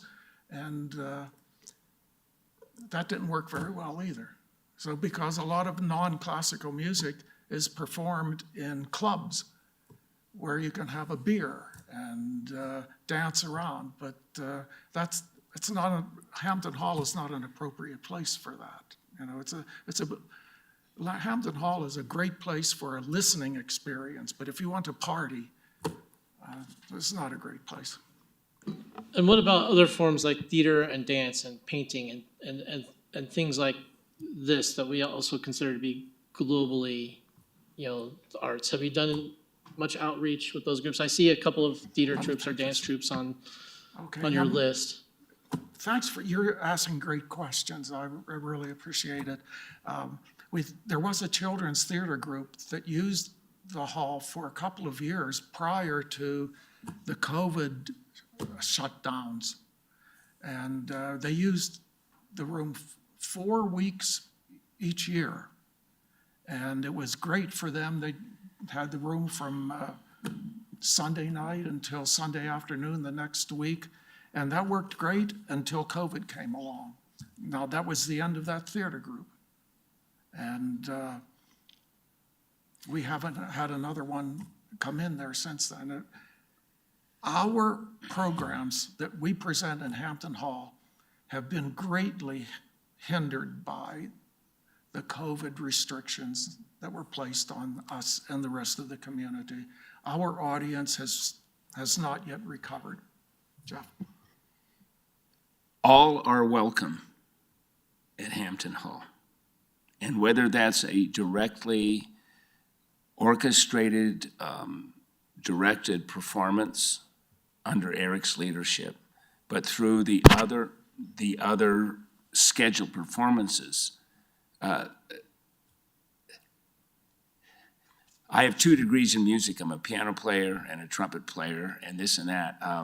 I've been at darn near every one of these performances.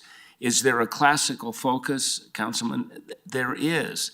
But the beautiful part about Hampton Hall under our agreement is you come in and you say, I want to do this kind of dance. Great. I want to do this kind of music. Great. I want to do this kind of dance. Great. What the executive director does is make sure that Hampton Hall is protected, cared for, respected, and left cared for. And so there is no any kind of we only do this, including that on June 6th, am I remembering, that Eric Bertoluzzi and Jeff Shoemaker did a recital. And I'd love to have you all come to one of the Hampton Hall performances and witness this. It's just a beautiful gathering of not just the Englewood community, but here's the beautiful part about Hampton Hall. It brings people young, I'm the 70-year-old, old, from Englewood, Denver, around. Hampton Hall in these performances is known as this wonderful, sometimes too quiet jewel of a performance hall. And I greet everybody when they come in, sir, and I greet them when they leave, and they all go, we love this place. You have a jewel here. You have a jewel here. Thank you. Go ahead, Member Pring. Thank you. I appreciate the questions that Member Ward brought forward. I too received outreach from a resident with similar concerns around kind of the diversity of programming offered. There were some additional concerns in my communication. One was around kind of the usage of the space outside of your formal programming, and the rentals and kind of the activity that goes on with that, and not necessarily feeling like that was representative or equally offered. I do have a question around that. So with the rental of the space, is that advertised? And if it is, how often and where do we advertise the use of the space or the availability of rental? Well, a good percentage of the rentals are repeat uses of the hall, but a number of, I guess I don't know if it's officially in the agreement, but a lot of inquiries come to the city and they come to the information desk upstairs, and any inquiry about the use of Hampton Hall is then directed to us. We don't have a formal advertising campaign, but Hampton Hall is an attractive place because there aren't that many venues in this part of town, and intimate ones such as Hampton Hall. So, Okay, I appreciate that answer. I have some concerns around us not having advertising for the availability of the space, and questions around how the determination is made. So because someone's been a repeat renter of the space, then it seems like perhaps that organization just automatically gets the space. And I'm not sure that people are aware, and that was actually a statement that was made to me and the resident that reached out, like, are people aware that this space is available for rental? So that gives me pause a little bit. And I guess also, like, my bottom line on this decision tonight is that this is the only situation since I've come onto council where we have a city asset that is being used where there's not any kind of competitive process in order to benefit from it. I'm not aware of any other situation within the city, and I think this is no ding to Englewood Arts and the work that you do. I think you do fantastic programming. My concern lies more with just the arrangement itself, and it's been a 20-year agreement with an organization that is receiving a direct benefit for their purposes, but also receiving rents and then keeping the rents to support their purposes. And I just feel like it hasn't been examined in a really long time. And I have a little bit of a heartburn with having a city asset. Anything else that gets used by the city or that gets allocated in our budget has to go through a competitive process. And so I'm not sure I feel that this agreement and how it's structured is proper. And to that end, a suggestion was made by the person that outreached to me, and I thought it was a great suggestion, that perhaps we look at this a little differently and task the Cultural Arts Commission with taking a look at the agreement and the usage that we've got over time and the diversity of programming, and if there is opportunity within Englewood to expand on that. And perhaps that could help Englewood Arts build upon that diversity of types of art programming or cultural programming that occurs within the space. So I, tonight, will be making an amendment to the passage of this to kind of put a little pause on signing another 5-year agreement with an ask that we task the Cultural Arts Commission to take a look at this and come back to us with a recommendation. And it could be that they come back and say, what we're doing now is great, and it's been working for so long. But I just feel like mostly for me, it's the issue of the use of the space not being a competitive process. 2, I do think that we could work on enhancing the diversity of programming that comes out of the use of the space. And I think that partnering with the Cultural Arts Commission to look at that would make sense. I think that's all I have for now.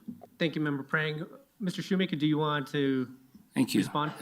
And I'm standing up now proudly as the board chair of Englewood Arts. Really good thoughts and really good questions, and thank you. I'll give you 3 words. All are welcome. And 4 words. Nobody is turned down. I had to count my words there. Okay, I just made that up. The goal of Englewood Arts is to maximize the use of Hampton Hall in as diverse, maximized, engaged, community-based manners. And I have to tell you, in pure candor, I think that's happened. Can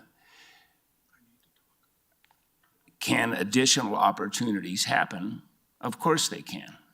But at the end of the day, I will ask you, and then Eric is ready to rip my hair out here, okay? And it's, I'd ask you to consider the success of the use of this place, and I'd ask you to consider and respect the investment programmatically and financially from Englewood Arts in creating Hampton Hall, without which I'm not sure it would be a vitally used place right now. But if it can be used in a better and more maximized way, great. I'll stop there.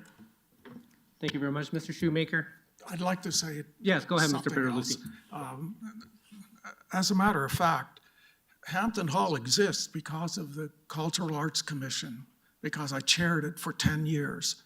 And it was in the year 2005 when former city manager Gary Sears, right? That room was nothing more than a storage facility.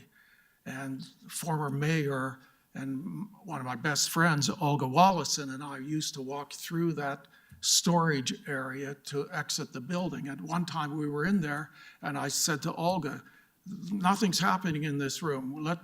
Why don't we turn this into an all-purpose room? We can do concerts and all. And just then Gary Sears came down the back stairs.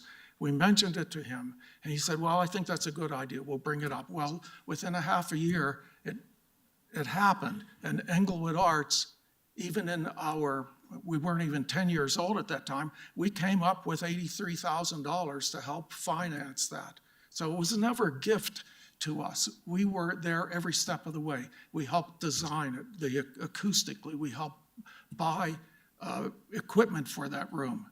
And we've never used that room inappropriately. So anybody's welcome to come up and put their $100,000 down. Maybe they'll get to use the room. I don't know. Thank you, Mr. Bertolucci. So what I'm hearing tonight, Member Prang, and correct me if I'm wrong, it just sounds to me like you want to potentially just pause the approval of the contract tonight, only for the sole purpose of figuring out a way to maximize the usage of Hampton Hall moving forward. So basically, it sounds like we want to help you fill more nights over the course of the year. That is it. That aspect of it. Can I respond to that? Go ahead, yes. So to clarify, number one, I want to make clear, I'm not making accusations of improper use in any way, shape, or form. My issue is with this being a city asset and us not, as stewards of the city asset, having a similar process that we would for any other asset that exists in the city. That's a problem for me. And I'm not suggesting that we pause the vote tonight. What I would make an amendment to suggest would be that we agree to amend for another year as is, and then send a task to the Cultural Arts Commission to have a conversation. And while I appreciate that, you know, Mr. Bertolucci, you were chair of the Cultural Arts Commission, but this is a 20-year-old agreement. And I think that we're in a new day in Englewood, and we have made great strides in supporting the arts and encouraging the arts.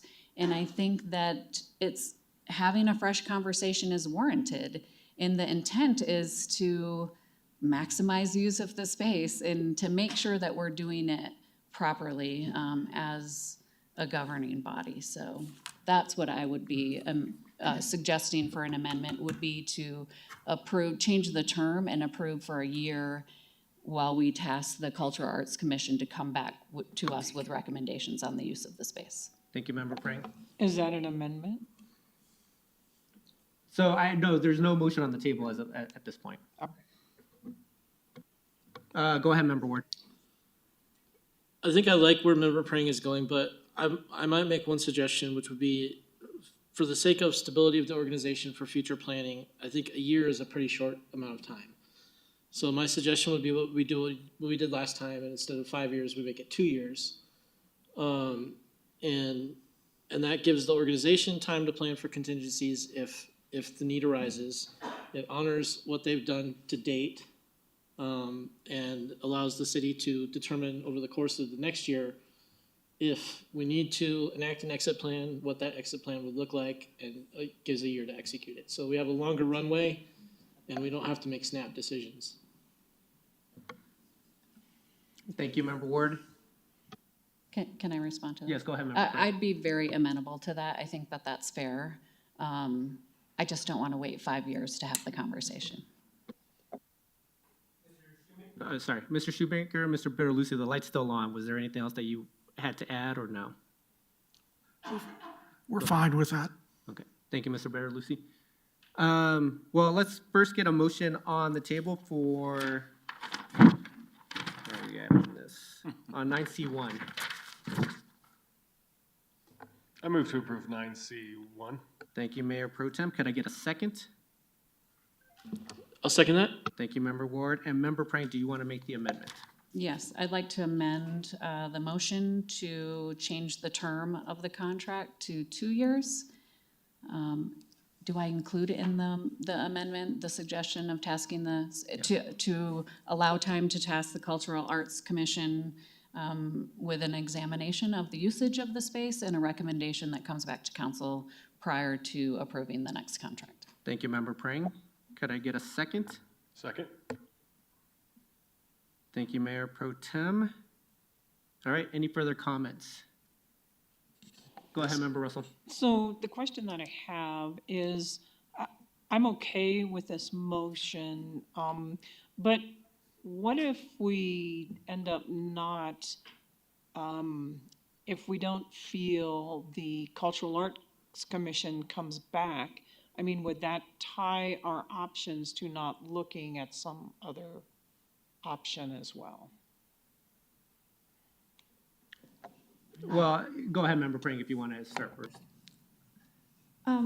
I don't know how we go about the process of tasking a board and commission, but I think we provide clarity around that. That is the current agreement the proper agreement? Are there other options for the use of the space?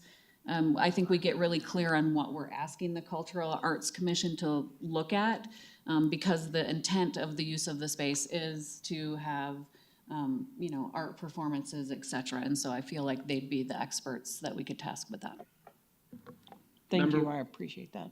Thank you, Member Russell. Member Wright, did you have anything to add on that, or? Well, and can we put, like Member Ward said, give them a year to come up with the plan and then a year to start the execution is what I like.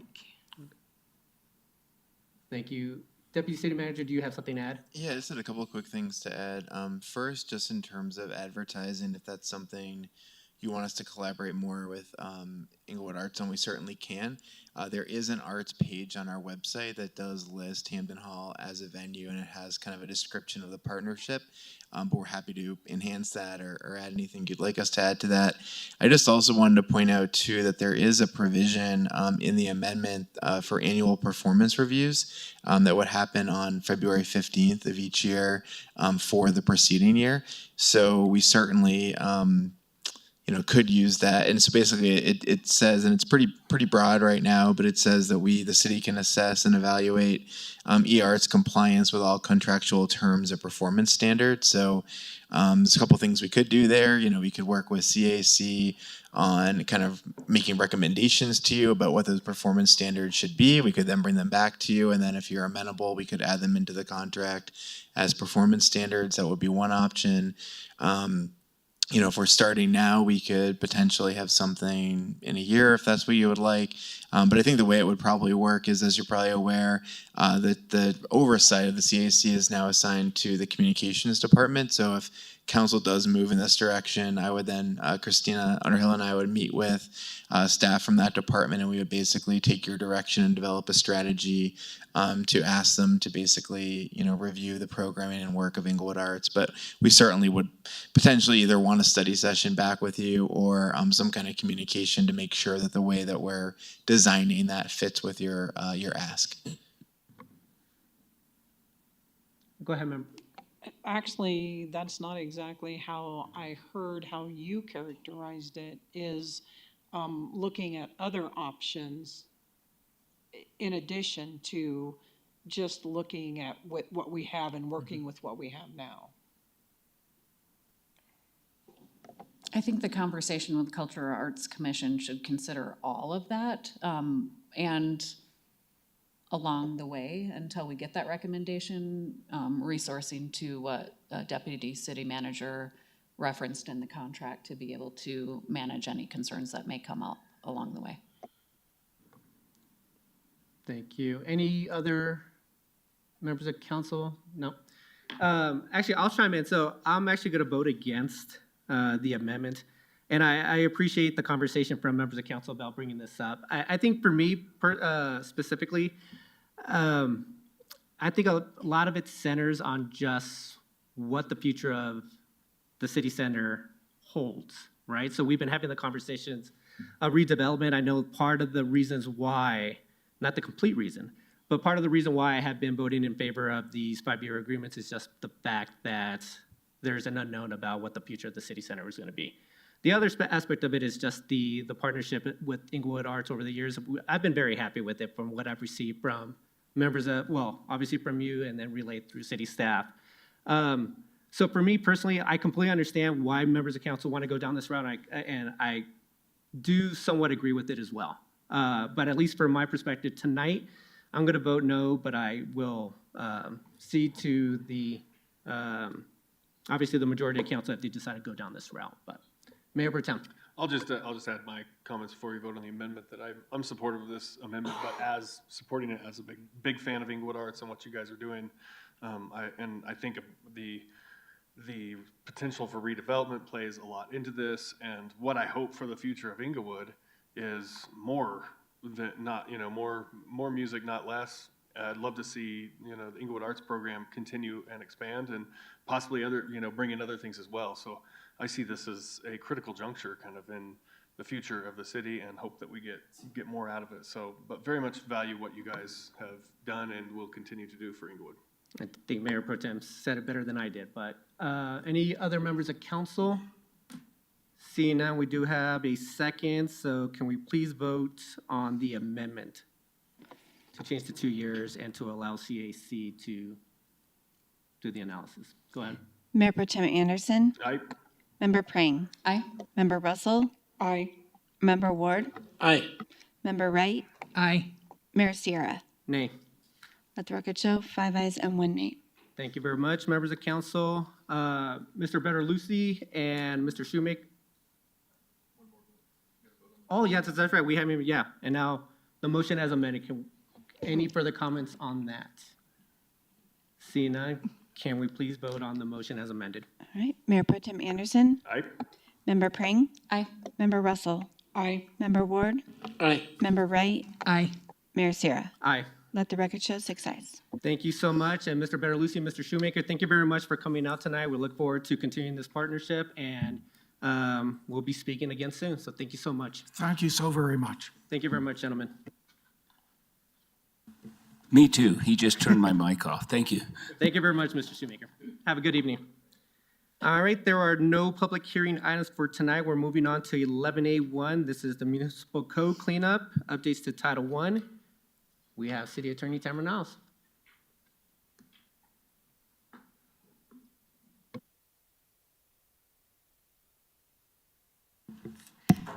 Thank you, Mayor. Before we start on that item, I was just asking Deputy City Manager Tim Dodd, the vote that you just had, so we changed the term, and I've already made the amendment to 2 years, but the motion and the amendment did not speak to the additional extension terms that we don't have to have, but that are optional extension terms. So nobody referenced that, so I left them in.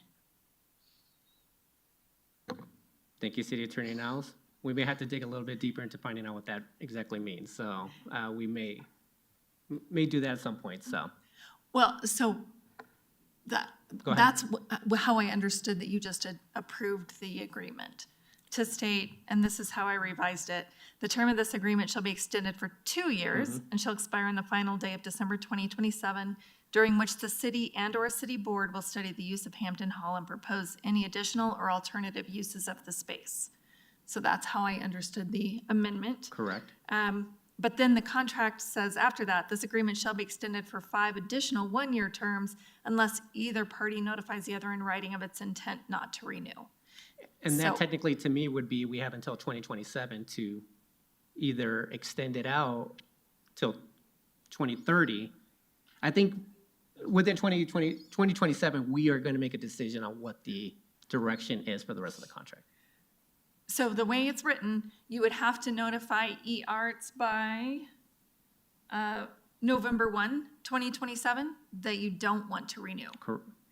And Otherwise, it will automatically renew for a year. And then you would have the same opportunity to notify them if it had renewed November 1. yeah, Okay, I agree with that, yeah. okay. I would hope that we give them more than just 45 days in that case, so, Okay, or 60 days, but yeah. Perfect. I wanted to make sure I captured that correctly before it shows up on your desk to sign. Thank you so much, City Attorney Niles. No, it makes a lot of sense, so thank you for that. Okay, I'm here again now for the EMC cleanup project, Title I revisions that we discussed in detail at the last council meeting. I won't repeat everything because this presentation is largely the same with a few differences. On April 7th, there was a discussion regarding the mayoral power to pardon. There was a proposal to take that out of municipal code, but per your direction, it's left in there. There's no repeal of the mayoral power to pardon. It's still in the ordinance, that section is, because it had some gender references, so we referred instead to the mayor instead of he, because of course the mayor isn't always he. And then we gave it a very thorough review and careful reading to remove all the gender references from the draft in front of you. So hopefully it meets your needs. There was also some discussion last time regarding the state legislative drafting standards and its guidance on gender and replacing gender references with just the title or a proper name. And so I did attach that, copied and pasted it into the council communication so everyone could see it. Based on the discussion at the last meeting, I do think that it incorporates all of the discussion. And so that's something that we will plan to follow using forward. We will plan to follow going forward. And those are the only changes. So here I made it clear that the existing mayoral power to pardon is unchanged except to correct those gender references. Otherwise, everything else was a duplicate from 2 weeks ago, so I don't think you probably want to hear the same presentation again. Thank you so much, City Attorney Niles. Any questions for members of council? Go ahead, Member Russell. Well, I have one question first. Did we skip 11A1? I have that as 11A1. No, 11A1 is the enterprise zone administration. I don't have that on my... Did that get removed? It's on 9A1. Yeah, that was 9A1. Oh, I see. It's misnumbered on the agenda. On the agenda, it's under 11A1. On... Okay. Hold on one second. So we were notified that the item was on I received consent. that email.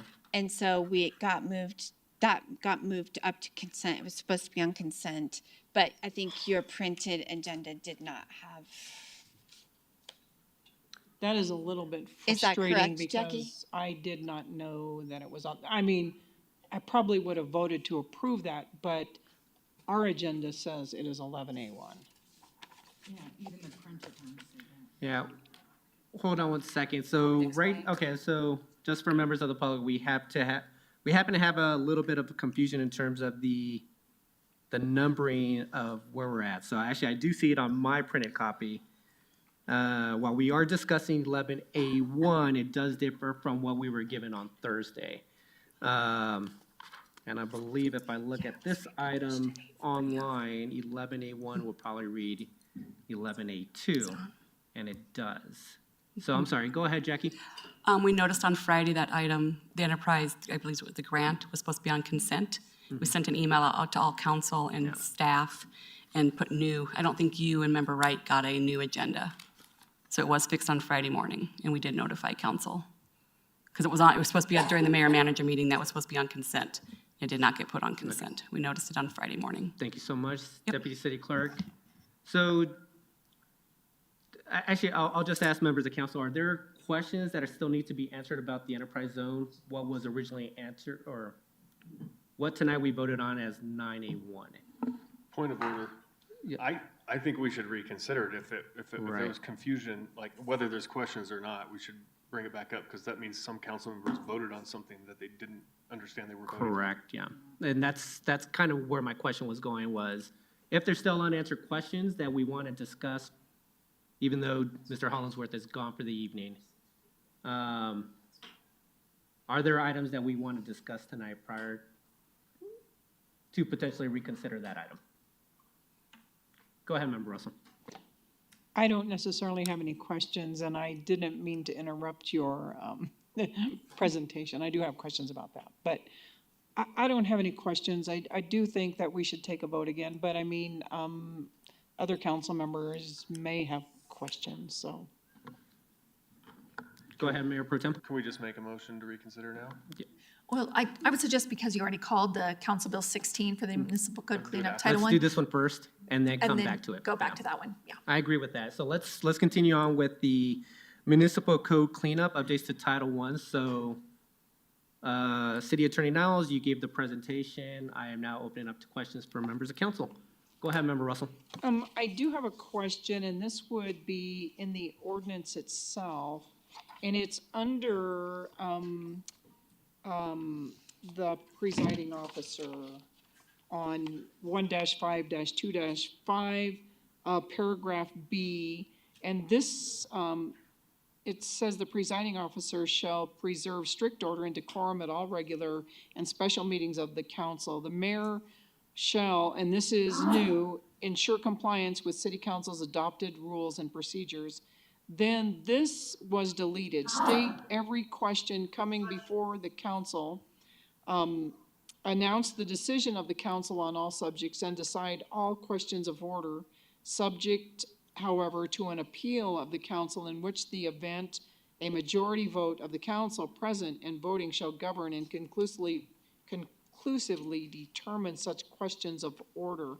So is that covered someplace else, or why did that get deleted? Yes, that's covered by Bob's Rules of Order. So because it was a duplication from Bob's, we took it out of this section. So that way we can ensure that Bob's is the comprehensive list of all of our rules of order. Okay, so this is the Muni Code this is Title I of the Muni Code, so. Yes. Okay. And it's a different section of municipal code that adopted by reference Bob's Rules of Order. Is some of this information included in the charter itself? Not for this procedure, no. Okay. This was all set by city council as a procedure item.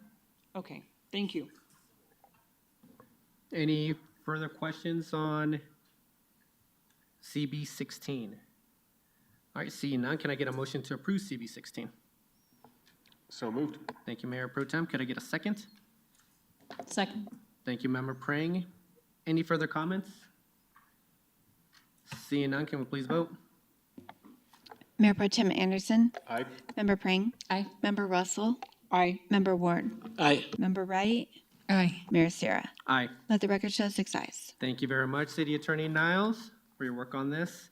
Going back to what was CB 22, tonight we voted on it as 9A1. Can I get a motion to reconsider?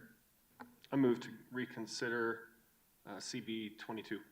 Thank you very much, Mayor Pro Tem. Could I get a second? Second. Thank you, Member Wright. Any further comments? Can we please vote? Mayor Pro Tem Anderson. Aye. Member Prang. Aye. Member Russell. Aye. Member Ward. Aye. Member Wright. Aye. Mayor Sierra. Aye. Let the record show 6 ayes. All right, thank you so much. All right. Can I ask a question? Yes, please, then? Member Russell. So then did we not vote on CB 23 and CB 24? We did vote on those two items. So is there a new agenda? Can we get a copy of the new agenda, please? Right next to you. Thank you. Thank you. All right, any further questions on that, Member Russell, or? You know, even on the new agenda, under CB 22, it says documents 11A1. They're still numbered in their original state from Thursday. But I Okay. did not catch that until you mentioned it. Okay, thank you. But Yeah. in the future, we really should not change the agenda after Thursday night. Right. Okay, I mean, I think we need to stick to that. So, thank you. Thank you, Member Russell. Yeah, it's definitely brought a lot of confusion on that item, so. All right, so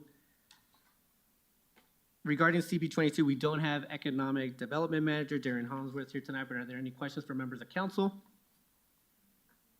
If not, can I get a motion to approve CB 22? We just did that. No, we did a motion to reconsider. Oh, I thought it was wrapped up in one motion now. Was it? Is that? No, actually, I was just going to compliment you on doing it correctly. So the motion to reconsider brings it back so Right. that you can ask questions and then make a motion to approve. So. Look at that. Well done, Did I get it Mayor. right for the first time? Look at that. You did. Man. Well done. It only took 4 years. All right, let's go. I move to approve CB 22. Thank you very much, Mayor Pro Tem. Could I get a second? Second. Thank you, Member Prang. Any further comments? We're all messed up. I know, I'm telling you. Any further comments? Seeing none, can we please vote? Mayor Pro Tem Anderson. Aye. Member Prang. Aye. Member Russell. Aye. Member Ward. Aye. Member Wright. Aye. Mayor Sierra. Aye. Let the record show 6 ayes. That. Thank you very much. Thank you very much, City Council. All right, moving on to general discussion, Mayor's Choice.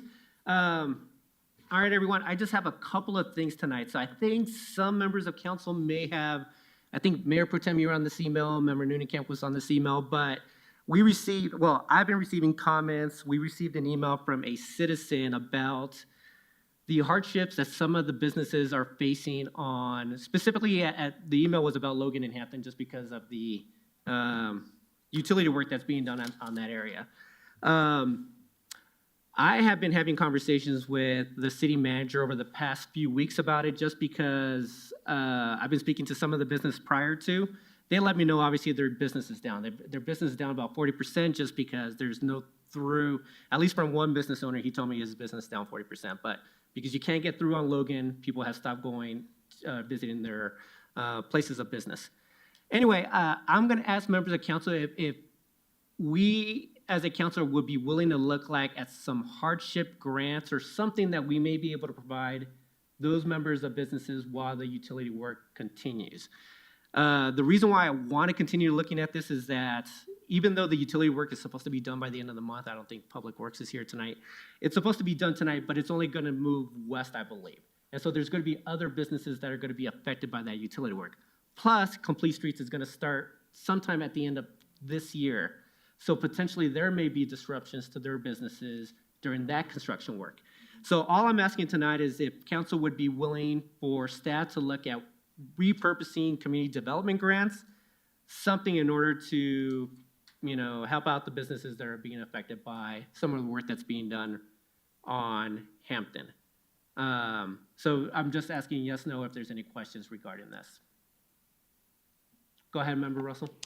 Thank you. I appreciate you bringing this forward. I actually think it is a very good idea to do this because I think some of those businesses could potentially, and I hope that we can do something substantial for them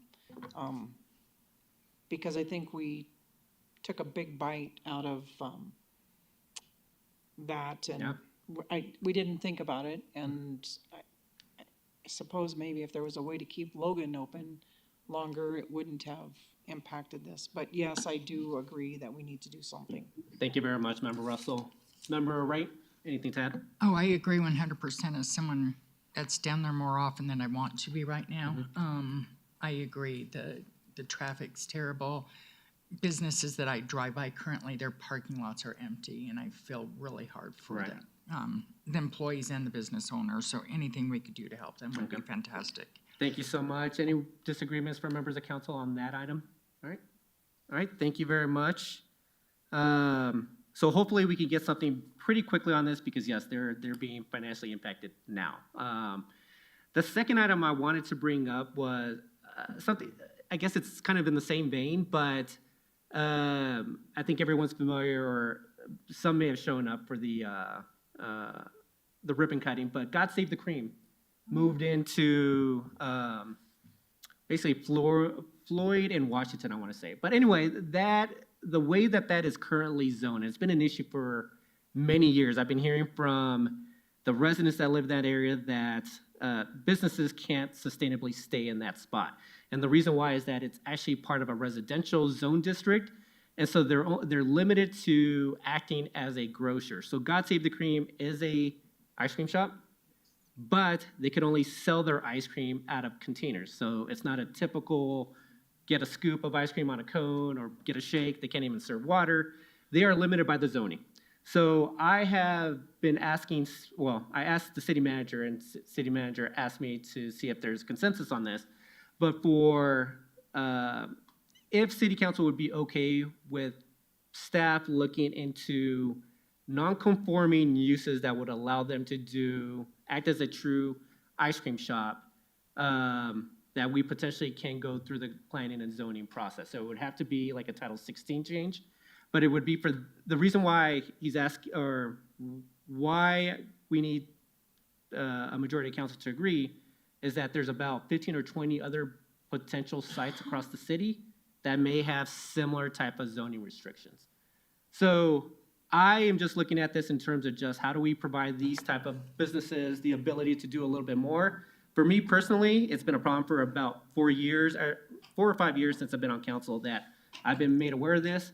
And at least for my vision of having like a walkable neighborhood that has shops within the neighborhood, I think it makes sense for us to expand some of the capabilities that are currently being restricted by zoning. So my ask is, would we be okay with staff looking into possible different uses that allow them to, zoning changes that would allow them to act as more than just a grocer? Go ahead, Member Wright. Do we have a list of those potential 15, 16 different places that we may need to look at in the future? No, I was just told it's 15 to 20 such locations. Because we could be opening up a Pandora's box. And that's the reason why we're starting there, is just finding out the 15 to 20 uses, having that information come back to council, and then we can make a determination then on whether to continue down that process. Okay. Because if it does open a can of worms, then it may not be as simple as just saying, let these guys have different conforming uses that they don't have today. Ooh. I was at the ribbon cutting. So they have a little employee area that technically if people choose to sit and eat their ice cream, and you're right, everything was in a cup to me, which is waste because it's a lot of, paper or plastic and stuff. So if people decided to sit in their employee area, they could, but technically they're not supposed to. And it's a little covered area, which used to be some type of parking. Great little shop, but everything you've expressed tonight is what they were expressing at their ribbon cutting. Right. So it just, my concern, I don't have a problem with it, but my concern is, like you said, the worms that we're going to be digging up, doing this for all the other businesses. And if we have to say no to somebody, are we showing favoritism to someone else? Right. And I guess that's something that as a council, we would have to think about on the upfront before we start something like this. And not showing favoritism is the exact reason why we're looking at this for all 15 to 20. Right. So. And I would almost want a list ahead of time to see who we may potentially have to say no to up front before, or could we be able to say yes to everybody, and then who else is going to come further down the line? I think that's part of the discussion we'll see later on. But all right, perfect. Mayor Pro Tem, go ahead. Yeah, I'm absolutely in support of this and would support it as just a general principle across all residential zoning districts, is to allow for these types. They got built that way because it used to be legal to do so, and we probably need more of them. Like, I don't think 15 to 20 is enough. So I'd be supportive of just making a blanket zoning change, not some kind of special exception kind of thing. But whatever it is at this point, I'm happy to do it. You like the initial step of just happy step, like research a little bit deeper. Research it, send it back to P&Z, whatever the next step is, I'm supportive. Okay. It'll come back to council, but yes. Member Russell, go ahead. Thank you. I actually am in support of this one, but the truth is, I think this council would be negligent if we didn't look into what kind of businesses each one of them are, because it could create problems for the city. And I mean, if they're the exact same situation, great. We can have ice cream shops if there's 20 of them, but if it's something else, it may be something that we wouldn't necessarily, there may be a reason not to do it. Right. And I think, completely agree, yes. All right, so anyone disagree with looking at the initial list of 15 to 20? All right, perfect. I have nothing else. Anybody for council member's choice? Thank you, everyone. Go ahead, Member Wright. Thank you. I have a council request, and I apologize to the people. It was on my list. I forgot to do it.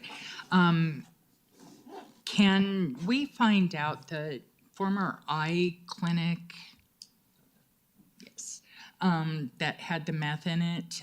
Can we get a council request to see if that's been remediated? I know that the eye doctor said that they wouldn't do it. Has it been left in the condition it was, or has that been cleaned up or not? The one right across the street, right? Just right Yeah. here, just across the street from Nixon's or Right. whatever? Okay. Yes. Colorado Retina, I believe. right? Yes, I couldn't that's remember, it. yeah. Yeah. Anything else? No, Member thank Red? you. All right. Member Pring. Thank you. Just wanted to bring to the attention of council that I had a conversation with city attorney around some of our code cleanup projects that are going on. And just kind of some of the conversation that came out in one of our last meetings when we were looking at code cleanups and the scope of the project. And I believe that we have agreement to kind of continue as is, but if there are more than just a few wording changes and it feels a little more substantial, that will slow our roll a little bit so that we do have the opportunity to have a study session and have more detailed conversation so that when we do the work, we can get it done once and get it done right. So just wanted to, obviously, if anyone's adverse to that, but I wanted to bring to the attention of council that I had that conversation with city attorney. Thank you very much, Member Pring. All right. Anyone else for council member's choice? All right. City manager report. Yeah, just a couple things tonight. Thank you, Mayor, following up from tonight's discussion and from public comment. So I have spoken to Director Victor Rochelle of the Public Works Department. He's going to follow up with Mr. Irwin tomorrow about his concerns. Also, sounds like council is amenable to having a follow-up study session on Jason Street traffic mitigation, the Fifield development. So we'll be planning that this summer. There are a few council requests that have been completed on it, but Director Rochelle did indicate that they will be doing more data collection, and we'll be able to bring that to council sometime this summer. So thank you for the follow-up on that. The second one, just to follow up again on e-arts, the approach that we plan on taking is that we'll meet with the communications department staff and create basically a rubric based on what you propose tonight. Then we'll bring it back to you for your review, get your feedback on it, and then that's what we'll communicate to the CAC. Is that in line with what? Okay, great. Just want to make sure. Then I also wanted to let you know that next week will be your study session. One of your items will be a long-awaited event strategy that you had asked for as part of the council retreat on January 25th. The Parks and Recreation, Library, and Golf departments put a lot of thought into this, and essentially it's kind of a theory around events and for your recommendations around how we make decisions about adding to events, deleting events, shrinking events, expanding events, and things like that. So we're really looking forward to getting your feedback. And then finally, I want to acknowledge that this is obviously Earth Month, but specifically this is Earth Week. We have what would have been our third annual, but last year it was snowed or rained out, Earth Day celebration coming up on this Saturday right here from 11 a.m. to 3 p.m. Thanks to Sustainability Manager Mel England and Green Business Coordinator Aidan Lawton, as well as the events and other teams for putting that together. Also this year for Earth Month, a lot of the celebrations and events were things that we heard of from the community. So last week there was one specific on rain barrels, a rain barrel workshop. We also have done one on composting. And then finally, I wanted to announce that the Adopt a Spot garden program that I mentioned about a month ago during this report went live today as the soft launch. We've actually gotten one applicant already, but it will be announced more formally. And this is a way that community members, whether it's Girl or Boy Scout troops or churches or schools or individuals or families, can help contribute to what we're trying to do in terms of beautification of the city. And we've worked on a map. Our GIS team has worked on a great map. There's a website, there's an application, and we'll be doing the orientation for it in mid-May. And that's what I have for tonight. Thank you very much, Deputy City Manager Dodd. All right, everyone. Actually, I forgot to mention, I am going to be out next Monday, so Mayor Pro Tem, hopefully you're here. So, but I'll be back the following Monday. All right, with that, everyone, this meeting is now adjourned. It is 8:45. Everybody have a great evening. Thanks.